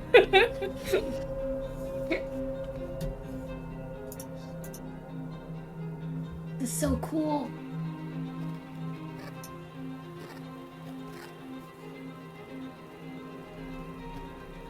Oh, do you need some kind of reaction? Whether or not you're reacting, Ross is just like... No, Lem is not. Lem's going to take this opportunity to use his glamour-studded leather armor to create a cloak for himself. Fabulous. Out of the back room walks a tall black cloaked figure. Ah, Brother Lemon, you have returned with friend. I don't remember calling myself Lemon. Are they here to consume the blood of Kali? And pulls out of his, out of their cloak. I prefer water, thanks. Just a goblet of blood, and it smells like dragon's blood. I usually go for water, but appreciate it. The blood was harvested from this very dragon over 2,000 years ago. It's so cool. Yes, indeed it was. How so like has it just like been here the whole time? No, we moved it. How do you move a dragon? We moved the entire rock. Aransa's like elbowing him up, just like, do you hear this? This was the entire cleric and wild magic district were add-ons to the main city. Hence the bridges. Y'all must have some seriously cool architects. There have been many over the years that have graced this fair city.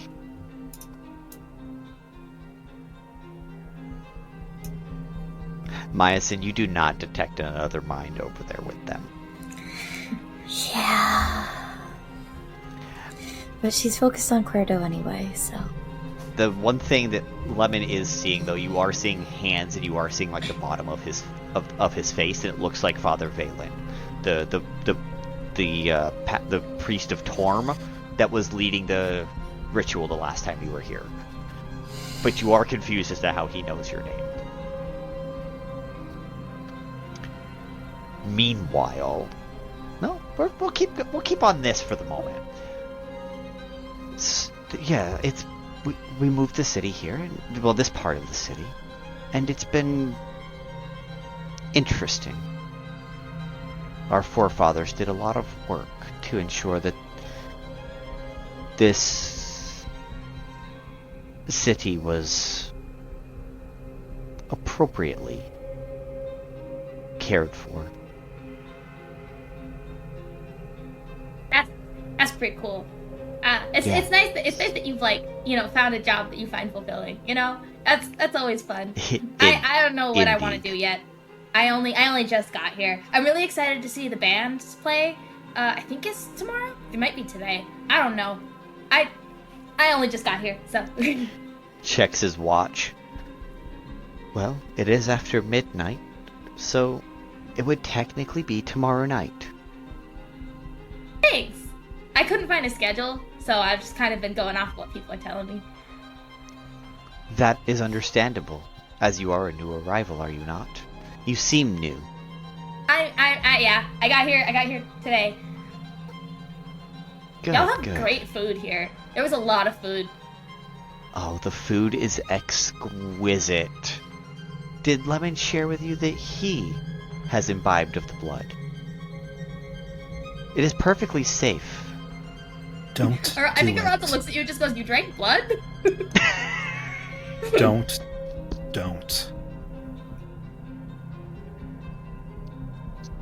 I don't know. It seems like it would taste really weird. It was disgusting. Don't do it. Also, I think I had my sodium for the day, so. That is absolutely fair. Many prepared foods have exorbitant quantities of sodium.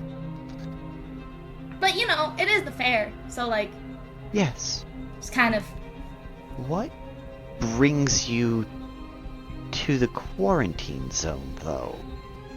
No one is supposed... is to be visiting?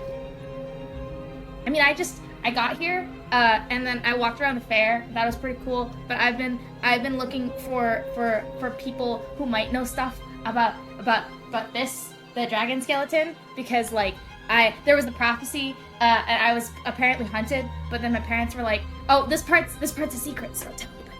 But I was apparently hunted. I promise. Okay, I was apparently hunted for a while, but my parents were like, "Oh, that's scary prophecy, so we're gonna keep you home." And I was like, "But I want to see the world," and so now I'm here. Of course. So you disobeyed your parents' wishes. Like, dragon stuff people might know. I don't know. So you disobeyed your parents' wishes to come seek fun, did you not? Yes. Does that sound right? That's yeah. See, he gets it. I'm gonna elbow Lem again, just like, see, he gets it. I think it's time we leave. Oh, but we just got here. You saw the skull? Our mission is accomplished. Let's leave. Aww. And as you say that, we're going to cut back over to Miasyn and Kuerdo. So, as Kuerdo takes Miasyn's hand, you can still see our physical bodies and are still aware of that presence. But the stronger visual for you is going to be inside of your own mind. And you know that Miasyn is there with you. And the intention, I'm about to pass it over to Eric, is that she's showing you what's there right now and the potential for what is missing and what could be. And she's going to say, "It's fragmented, but it's powerful in here. We can put the pieces together if you'd like." And I'll let Eric say what some of those pieces are. How's Kuerdo going to respond? Because she asked you a direct question.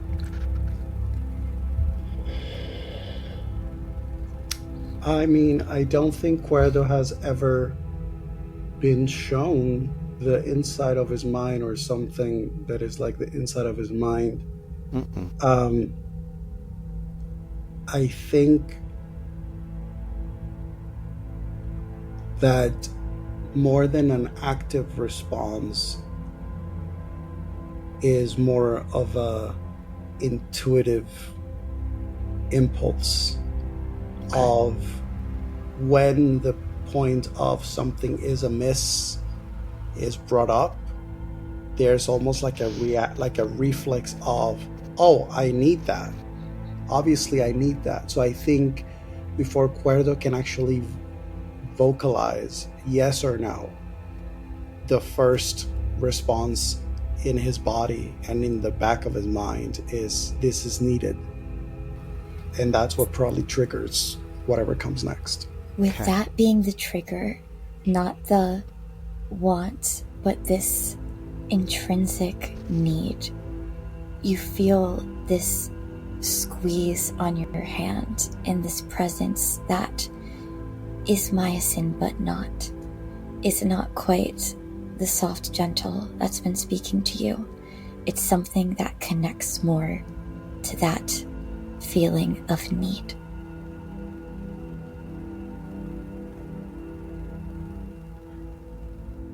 Kuerdo.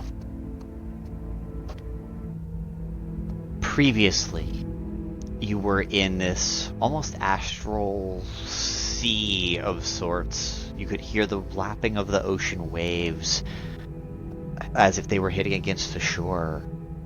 But you were also in stars and surrounded by space at the same time. But you could hear the ocean. Super strange. And the sound of the ocean seems to be coming from your left. You can either head back towards Miasyn, who is on the right, or go towards the ocean on the left. Because Miasyn is in the mind space with you. I think that in this space, if Miasyn's physical form is sort of like standing in front of him, still with the sort of like the gesture of the hand, the moment that the waves are heard, Kuerdo's instinct makes him turn, and the moment that he turns, the space changes, and it becomes a shore it just becomes a seashore, but the sand, it's only where the waves reach at the shore, and then there's a little bit of sand, and right after the sand is just a obsidian black void space, and there's something in the distance that looks like a chess that seems to be having a little bit of banging that seems to be very distant for now. Good. Change the space. Make it yours. Make it what it needs to be. Let it show you what you need to see. Keep going. I don't know what... Part of you does. Part of you knows. Kuerdo looks back toward the shore, and he sees a ship. And you know, Miasyn, in connection to his mind, that this is, in a sense, the beginning of the memory of Kuerdo that you currently are speaking to. This ship is almost like the starting point, which is why the shore seems to literally abruptly end. And Kuerdo hesitates for a moment, but then takes a step and another step until his feet don't feel like they're walking on sand, but now they're just walking in this solid surface that is completely polished and smooth and almost deprived of texture and color and light, even though he can see. And the sound of that banging of that chest seems to become a little louder the more he walks in that direction. Keep going forward.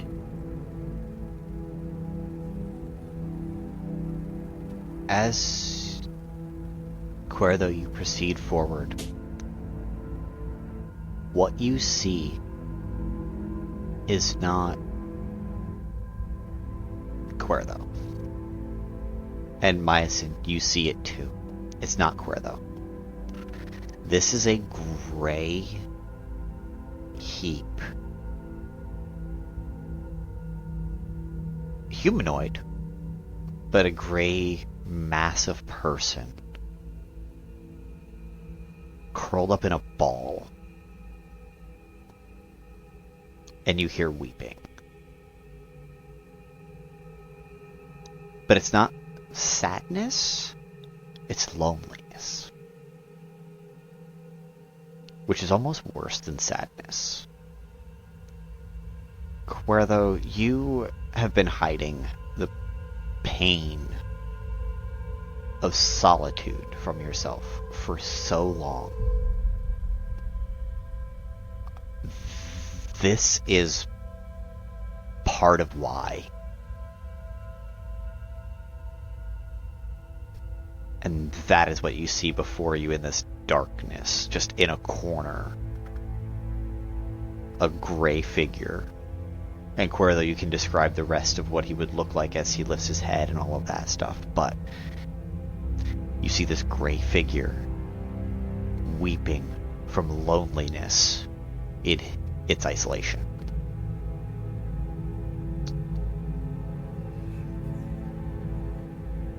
The figure that's on that corner has these sort of fisherman pants that look very ragged and a very raw leather sort of vest. His body, his skin is devoid of color, not as in pale, but as in just flat out colorless. And their hair is also white. it seems to be wrapped in like braids and dreadlocks that are falling and covering part of his face. And when he looks up, you get to see this almost fully featureless face of a changeling that has a very skinny shape. There are markings that seem to be part of his own skin pigmentation that has black areas that makes it look almost like there's a bit of a mask, that also makes his eyes pop more because they look like they have an iris and they look like they have a pupil, but they both are just different shades of white, ready to take on whatever shape they need to take. And as this figure looks up at Kuerdo and you, they extend a hand, and the chest is now standing right between that corner and where Kuerdo is standing, right in the middle. And the banging is now louder, and it's almost as if the weeping of the white figure seems to echo and from within the chest as well.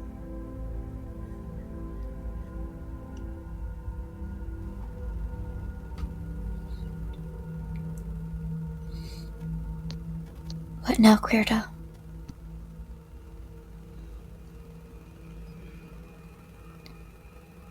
I think the moment that the chest appears in front of him, he gets startled, and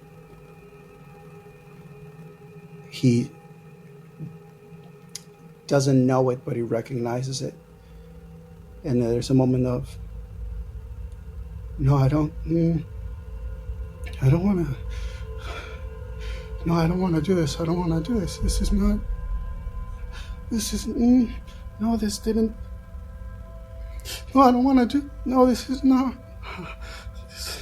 right. I don't want to, because if it was real, then I don't want to. And he's just, there's such a conflict on his physicality where you can see part of him wants to pull away and move away, and yet when his hands raise as if to push this chest away, his hands simultaneously seem as though they're trying to reach. Is the clash between the mind wanting to heal and the consciousness wanting to protect itself. Kuerdo, there's strength in this for you. If you can accept it, however painful it is, it will give you more strength to face what it was and to become what you can be.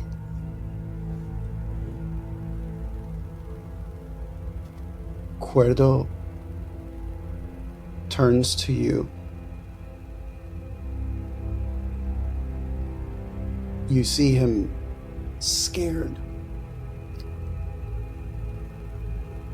And as he's about to speak to you, you see pale hands and arms wrap from behind him as his changeling face right behind him over his shoulder just looks at you blankly, and then it pulls it back, and as they both fall, the chest opens and they fall into it. And it's as if the whole scene now is going to go through that chest. Kuerdo, make sure you're the one shaping the scene.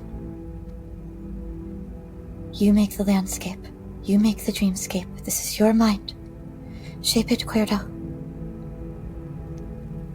Kuerdo, roll an intelligence saving throw against yourself. Against your own DC. The words do give you the help action, so that you do have advantage. You also have a D4. You are doing this against your own save DC. of the higher of the two of you.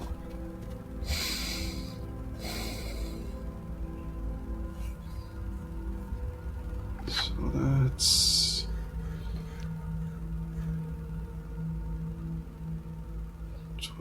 You said It's I have against a level. D4? It's against the. Advantage in a D4. Yeah. And it's a. Go ahead. What's the DC? The DC is level 20 Kuerdo's DC. Save DC. I love that face. That saves. It's a 24 Against the 20 something. Against a 19. Nice. Love it. Okay. As you fall, your two minds are battling back and forth. The Kuerdo that was entered this space, not the one that lived here. Here's Miasyn. You don't see Miasyn. But you feel the sensation of falling.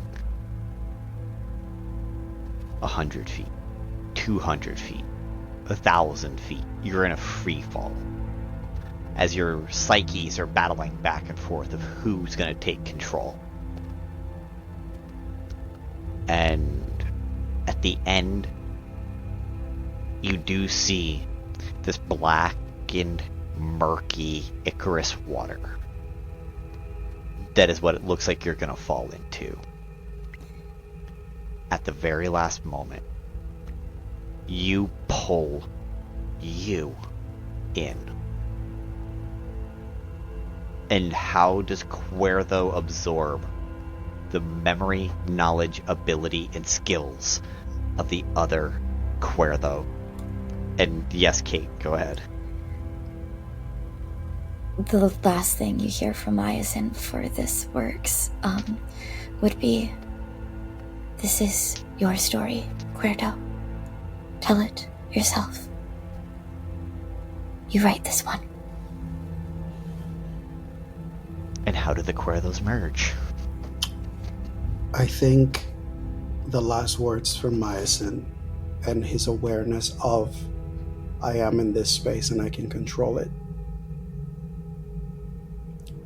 He's falling, he's having this moment of, I need to do something before the end, before I fall.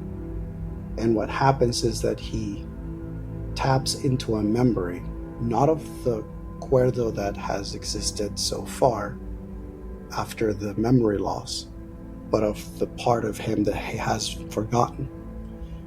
And so he goes and remembers the last assassin contract that he ever did. And the scene shifts, and now the changeling pale version of Kuerdo is standing in the middle of a street, and he cannot see the pirate Kuerdo. He seems to be lost. He tries to look around, he doesn't find him. And all of a sudden, he just starts hearing, "Oh, this night, oh, this night, oh, this night I say goodbye." That's the song that Kuerdo used to sing in the voice of his victims right before he struck. And the voice echoes all around as the old version of Kuerdo tries to find him, and eventually turns around too late. And as they turn, they feel the impact in their body. And they find the Kuerdo that has been taking control, wearing the pirate outfit, but with his true changeling form, looking at the old, abandoned Kuerdo changeling. And as he impacts, he just hugs him.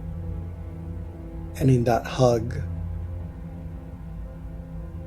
"I remember." And as he breathes in, that abandoned version seems to start sliding down, but the sliding down is just him vanishing. and being taken back into Kuerdo as he reclaims his full memories once more. Kuerdo, you are now taking on your level 20 form with full consciousness and not an overwrite of your personality.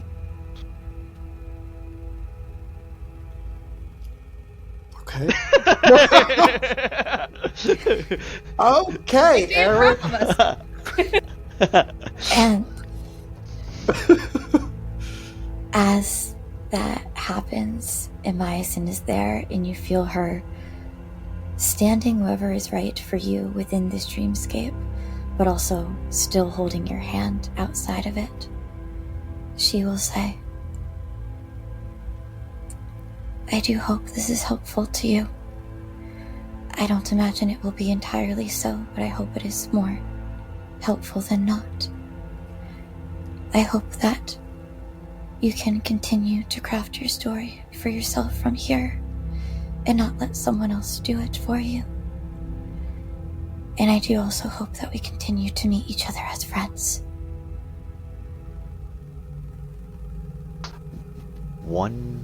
At those words, the way Miasyn said them, Kuerdo, the space shifts around you, not of anything Kuerdo did on purpose, but part of his subconscious.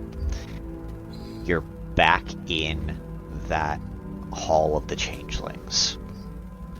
Back in that keep, that hut. And you see before you Lupine in his changeling form. You see an elven man.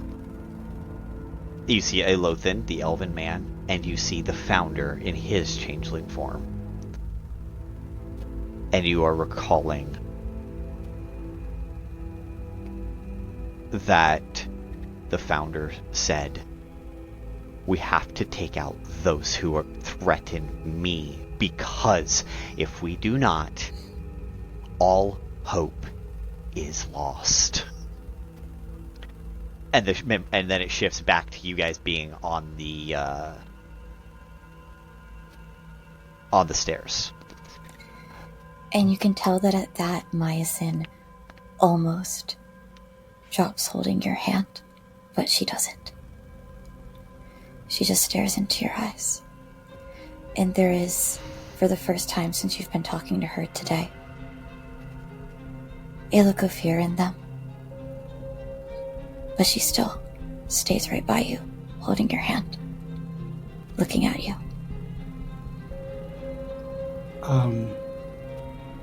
I think as that flash of that image before they find themselves back in the stairs, Miasyn, there's one last, frame, one of the frames that happens in a second of a film, the last one, Fight Club style.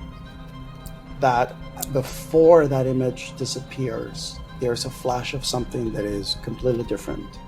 And what you see is the POV that you feel is you're staring from a boat to what seeming like an island that is covered in flames. And there are people on the ground fallen. And you feel yourself staring at this as the boat is being rowed further and further away. You feel your arms bound. But it's a brief second. And then you're back at the stairs. And Kuerdo keeps your hand as sees the fear. But you also can see that Kuerdo's personality now, his expression is not that aloofness. There is a surprise and weariness. He wants to say thank you, he just doesn't know the order of business of what to do next. So he just slowly releases your hand and just takes a moment to feel himself in his body where he is presently as his full self. And we're gonna cut back to Aransa and Lemon. After those emotions. Aransa is kind of looking up and pouting because they don't want to leave. They really don't. And then you notice as like this like thought hits their skull. Like you can physically watch as like Aransa's eyes open and like wait. And they turn to them and they go, wait, is the whole blood thing like a tradition or something? No. 'Cause, like I don't want to be rude. Like Do if not you did it last do time, it. then is it like a every time? It is in here, yes. Oh well, I'm sorry. I don't want to be rude. I should have asked before I was like. Do not rude about do it. I am going to have Aransa. I think this calls for a persuasion versus an insight check. Yeah, no, absolutely. At this point, you will have advantage Oh, will I? on this. No, Lemon is over there helping you, telling you not to do it. Okay. Because you Alright. have a Jiminy Cricket, I will give you advantage. Alright, let's see. This is insight. Mm-hmm. Okay. I don't think I'm as good at that as I am at other things. Let me. Sorry, we're pulling up the. There we go. Okay. Mm-hmm.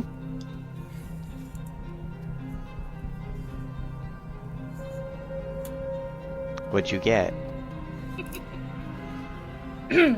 I got a nat 1 and a nat 8, which means it's a total of 13. Okay. Hold on. Uh-huh. This Lemon gonna use a luck point.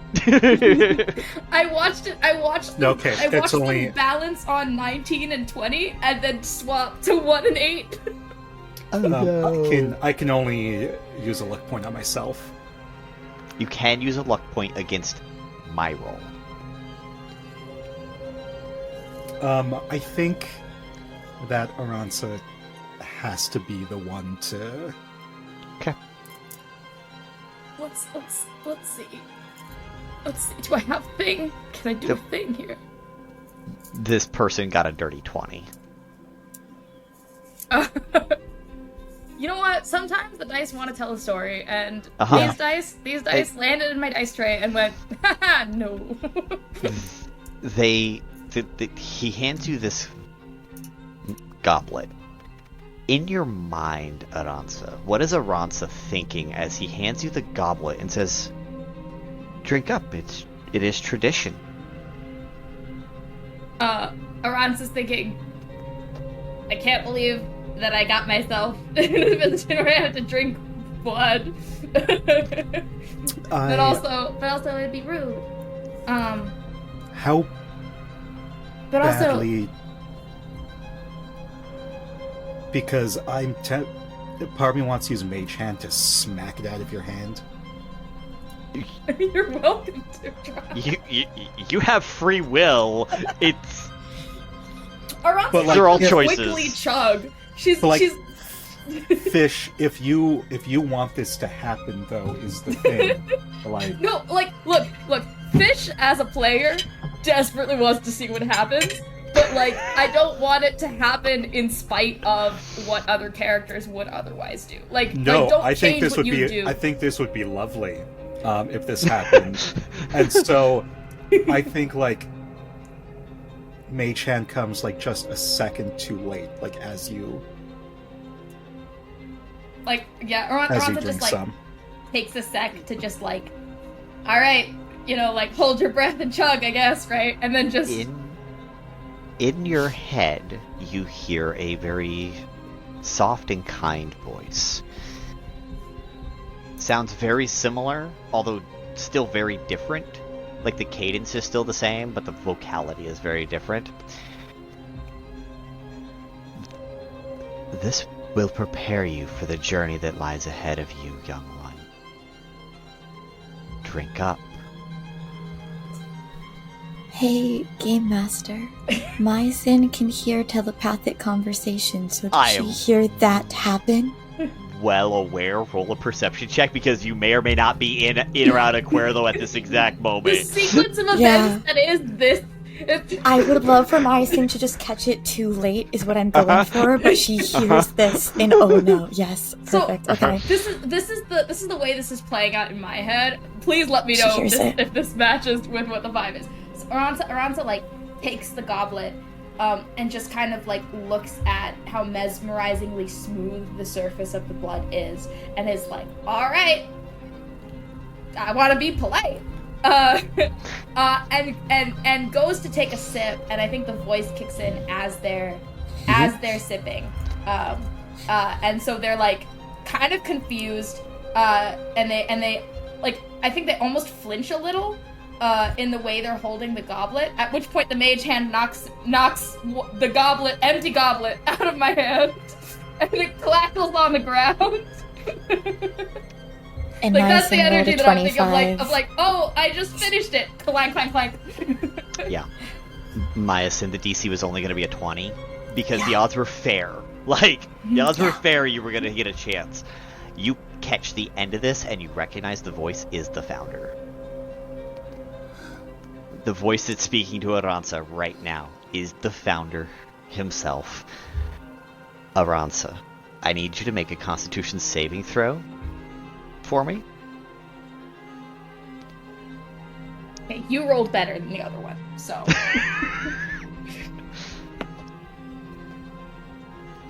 Thank God. It's a nat 20 for 22. A nat 20.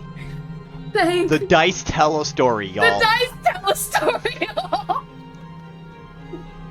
Okay. This is happening a lot sooner than I fucking expected, Fish. Well, you know what? We're here. We are here for the shit. Look, I'm just a character that doesn't know shit in a situation where people can make them do shit. So, Miasyn, Kuerdo, you guys enter the main chamber. See, it's not the founder, Miasyn, but it is a male in a black cloak. But you're seeing facial features and hands. That's not the founder, right? But you don't detect a mind. But I hear his voice. And you heard his voice a second ago. You know he's somewhere. But you watch as the shadows in the space start to come on in, and I need a wisdom saving throw from everybody. Aransa as well? Yeah, not Aransa. I assume this is against spell and magical effects. Sure is. Yeah. I think as soon as Aransa finishes drinking this goblet, she's like knocked out. She's going like whack as whatever effect just about to. I'm so ready. If I may also, before all of that happens, to add a little touch. After Kuerdo slowly let go of Miasyn's hand, noticing Miasyn's fear, Kuerdo actually goes and does this. Before he turns and then resumes going down the stairs to join the group. Okay. What were the saving throws? 25. Okay. Did I math that right? No, 23, sorry. Okay, 23. 23 for Kuerdo as well? 19. Okay. Oh, no. Guys, I do have a character sheet over here for him. Oh boy. His DC is a 25. Okay, legendary resistance. You can absolutely. Okay. Yeah, we're not. Why is he just casually whipping out that motherfucker? Okay. Yeah. So, all Kuerdo, the other thing you can tell is as this darkness is setting in, it's magical darkness. But for some reason, you can see through it. And you're not sure 100% why at the moment. So it's not having the same effect on you. Lemon, you are immersed in this darkness as you start seeing the fiery veining of Aransa erupt and ooze down her arms and consume her entire form in what appears to be magma. As she grows twice her size, you begin to see, and Miasyn and Kuerdo, you guys are seeing this too. Because Miasyn, you're not affected by the spell, and Kuerdo, you're not affected by the spell either. But Mika, Lemon is so close to this that the light coming off is stronger than the darkness. Can I move? You sure can. Yeah. It's just a darkness spell, but it was whether or not you guys were affected by seeing the darkness. Okay, but I can see Aransa. Mm-hmm. She's so bright, she's negating magical darkness around her. So, Lem can tell that this is a thing. Like, probably not great. Cool. I draw 2 cards. An A. What an eventful day we're having today! Okay. Okay. Lem, Okay. this seems big, and this is... It is. Lem feels desperate in this moment. Makes sense. First... Lem has the cards of desperation. I mean, deck of many things. Same thing. First is Throne. Okay. Gain proficiency and expertise in my choice of history, insight, intimidation, or persuasion. In addition, you gain rightful ownership of a small keep somewhere in the world. However, the keep is currently home to 1 or more monsters, which must be cleared out before they can claim yours. Can my keep be the one building, the company? I actually have a better idea for a live show that we're gonna have to do now. I have an idea too, but we'll talk later. And then the second card is Fool. Insane. You have disadvantage on D20 tests for the next 72 hours. Holy shit!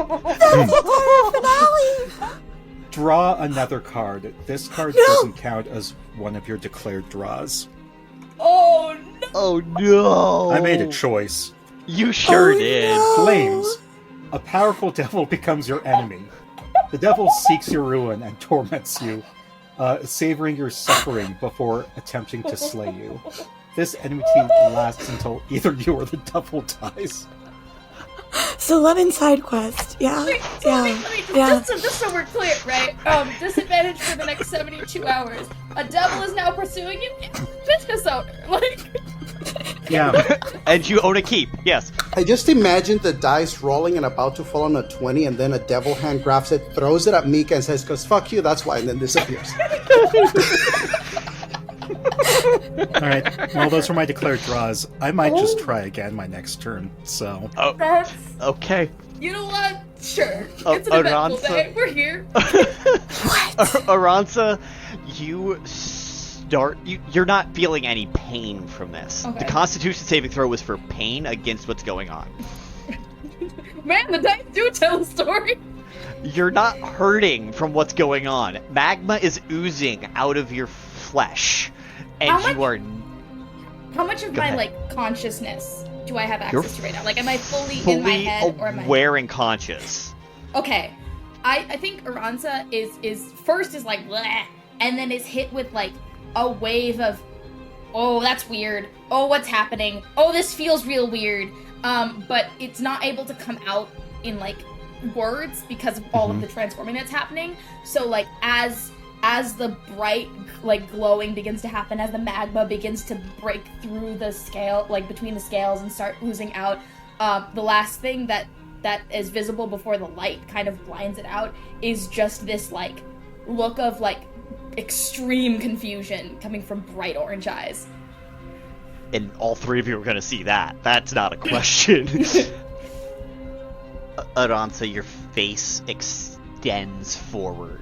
New bone is growing as you become an adult magma dragon. Cool. Wings sprout from your back, your tail length extends, because you had a tail, but now it's twice as long, 3 times as long. You are now a full-on... You drank the blood of the magma dragon. You were susceptible to magma dragon genetics. And the voice in your head, you hear it come back and say, "Oh good, you're ready for the next phase." As the man in front of you disappears into pure shadow as he dips away. Lemon, you were within 10 feet because he handed... you were within 5 feet because he handed and passed off the thing. You can get a reaction action of any kind. So if you want to make it a card pull, you can do that. Card pull. Okay. I'm gonna draw 2 cards again. Okay. First is the star. Okay. Increase one of your ability scores by 2 to a maximum of 24. Okay. Love it. And then talons. Every magic item you wear or carry disintegrates. Oh no!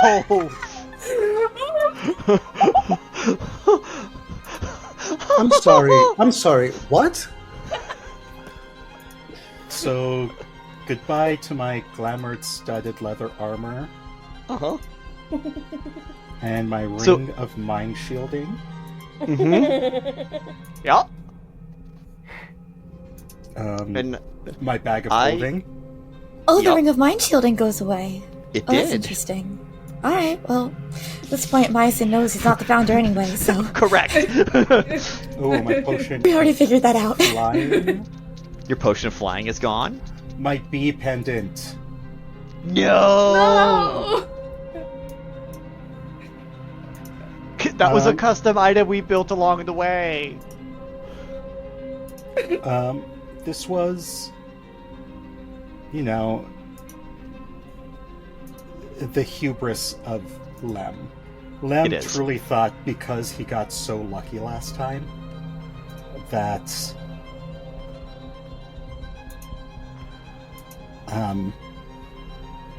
sending stones, that maybe, just maybe, he'd pull something to help out a second time, but instead has kind of fucked himself. Uh-huh. And that was just the first card, right? That was from multiple. That was the second card, Talons. The first card was Starred. Okay. Which gave you the +2. Yeah.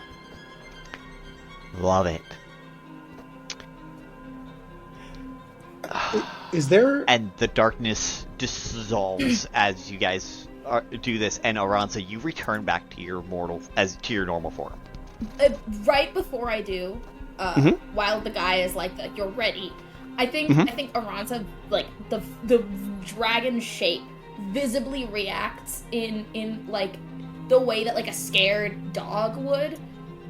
Like is now so much bigger than they were previously. They have no idea how much space they take up, and they're like, "What just happened?" And so they kind of like recoil as then the happens.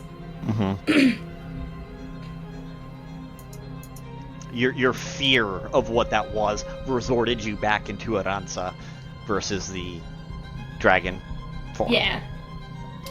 Love it. Would there be anything you said that we kind of like joined the group at this point when all this was happening? You got here as this all started, yes. Would you say that there was any particular like mission objective or anything that would involve the individual that is like fleeing? No.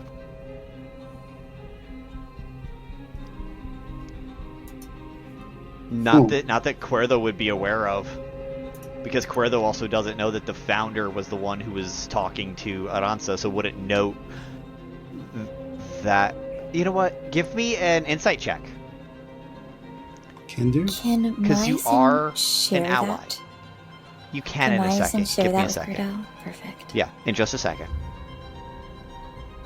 That's a dirty 20. Dirty 20? Yeah, so you were able to... like knows like, right? You can tell vibe-wise that was a changeling. And because of the shadowy darkness, your only guess is the founder. So, if I may too, now you guys can carry the seed. Because also we're coming out of this connection between Miasyn being within Kuerdo's mind immediately, perhaps some of that connection still lingers, so when Miasyn heard the telepathic conversation, Kuerdo could hear it as well, because it was just the end of them being connected too. If Kuerdo would like, that can absolutely be an option. So that would mean that I hear the You would have founder's heard- voice speaking. Now, in that connection, am I aware of in which direction this founder voice is addressing? Like, did I? So when he was talking, it was so. Miasyn can hear telepathic communications. She could tell that Aransa was being spoken to by the founder telepathically. Okay. That's where you could tell that was in Aransa's mind. And I imagine it's just like a bit of the signals like crossing and overlapping. Correct. As she's dropping one and picking up another, you hear that. I think Kuerdo like approaches once Aransa is back in their regular form. I think Kuerdo approaches and has a moment of, "Are you all right?" Aransa looks terrified.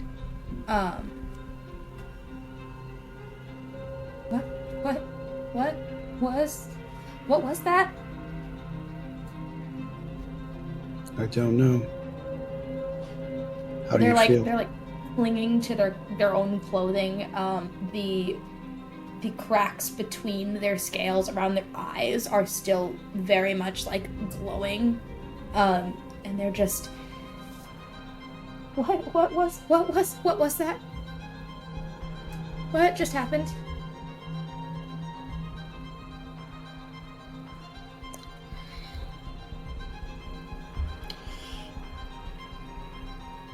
I think Kuerdo has a moment. What they keep asking, he just has a moment of, Aransa, how do you feel?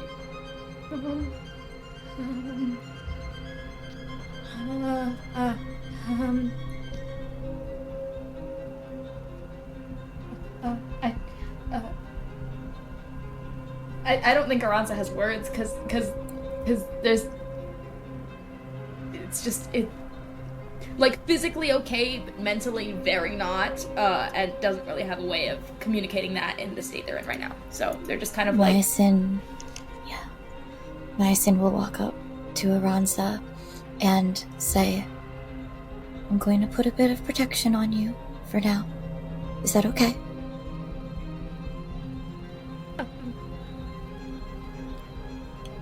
Are you gonna do that again?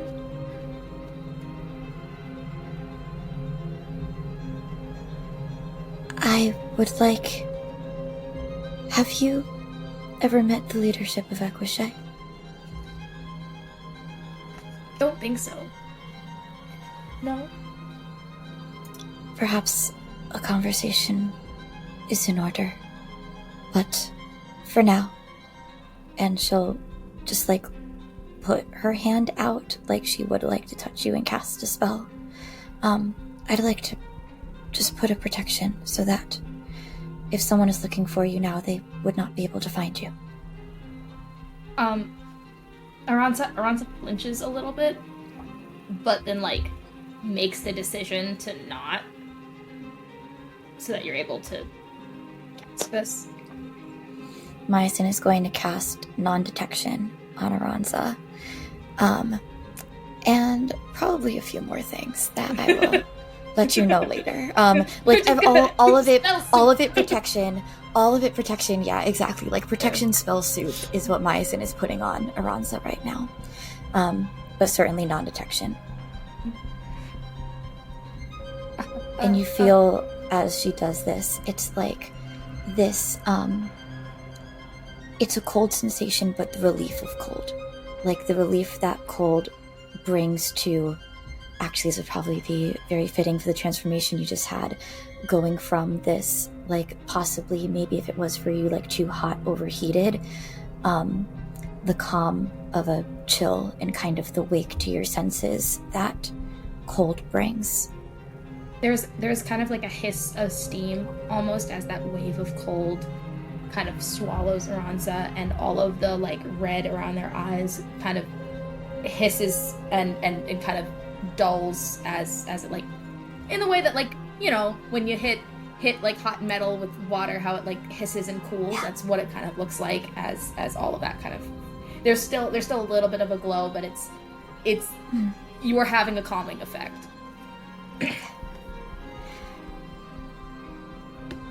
I think Kuerdo, having noticed also that the darkness that seemed to happen was not affecting him, and seeing that Miasyn is seemingly calming Aransa, this new Kuerdo is way more calm, collected, and strategic. So now he's actually taking the time to take this whole place in, or at least what he can see from here. He is just now like looking at the dragon, the gateway, the threshold, the walls, anything. He's just trying to see what can I learn from this place presently. There is basically it is what it is. It is you can see in the middle there's a giant flame. It's just a brazier. Above the brazier is the roof of the mouth of a gargantuan ancient magma dragon. You can see its teeth coming down and all that jazz. It had its mouth open, so the bottom part of the jaw is under the ground of where you're standing, but the top has been mostly excavated. In the back of the mouth, there's another room beyond, but it's dark because the light only goes so far. Is that room like there's a It's door? not magical darkness, it's just it's so far back that it just gets to darkness, and it's like natural darkness. I think Kuerdo reaches for one of the beads of his hat, casts light on it, and tosses it in. And it just rolls into and just shows that there is another room back there, and there's a door that looks that is just a plain wooden door, fairly unadorned. Lemon, what goes through that door? Does Lem know? No. You see, Lem is further behind all of you, and he has activated symbiotic entity. So the faint spores that were around him now double, and he seems incredibly wary of all of you in this moment. And that's fair. Outside, and looking like beyond those, you see he simultaneously like looks a bit stronger and a bit weaker, like something is weighing on his soul, which I think would be the devil. And the other fun part about it is that you do still have the deck in your hand. Yeah. And you see like the armor he was wearing that made the cloak gone. You see the pendant that was on his hat just fizzle away. Yeah. Yeah. And these spores are the best thing he has next to armor right now. What happened to you? I think Kuerdo has a moment of like after throwing the light and turns to Lemon to be like, do you know where that door goes? And he turns just to see like the final pieces of the armor just disintegrating and then the little trinket, which is familiar with having trinkets that are magical in nature, and there's just that moment of a lot of things seem to have happened in a very short period of time, and Kuerdo has been trying to catch up with his own mind while at the same time trying to catch up with what's going on right now.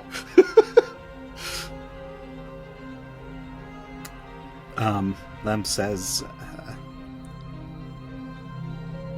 I'm learning just how much hubris lies within me.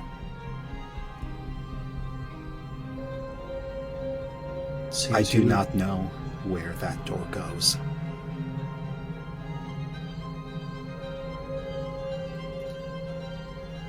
Seems like you're not the only one who's been learning that today. And Kuerdo looks at the door, but then looks at Aransa. And there's a moment of, would you like to go back to the city?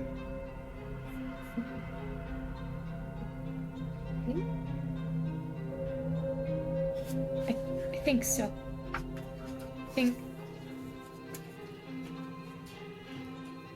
I want to leave here. I don't want to be here anymore. I think I got the answer that I was looking for, and I don't like it.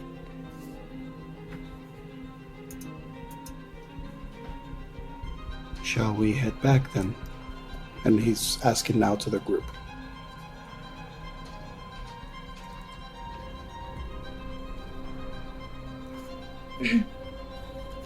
Miasyn is staring at the doorway and the flails.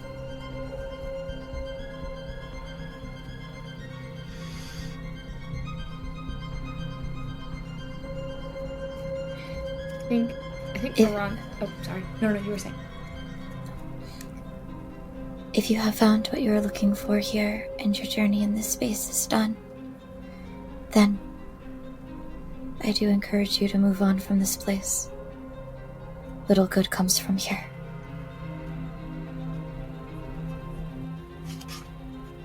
Aransa kind of takes a couple steps forward to fall in, kind of the shadow of Kuerdo, just off shoulder, waiting for some sort of guidance. But the way they move is very... the energy of someone who's used to driving an SUV, driving a Prius for the first time. Very... trying to be very hyper aware of the space that they take up, because suddenly that doesn't match what they've operated in their whole life, and so they keep looking around, trying not to bump into anything, and it kind of has a little bit extra of space between them and you, but it's clear that she's trying to kind of fall in step.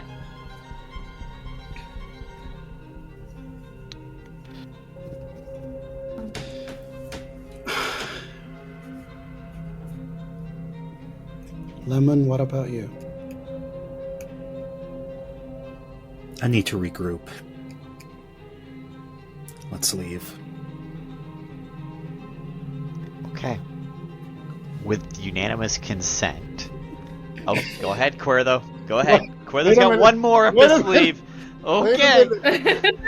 Okie doke. I think Kuerdo tells Lemon, then I suppose lead the way, and then turns to Aransa, tries to get their attention, and you probably are too distracted with everything that's happened to sort of notice the change in demeanor of Kuerdo, but in this moment he tries to get your attention, and that sort of now calm, collected expression all of a sudden shifts again, and he just looks at you and then goes, I look forward to playing a song for you tomorrow.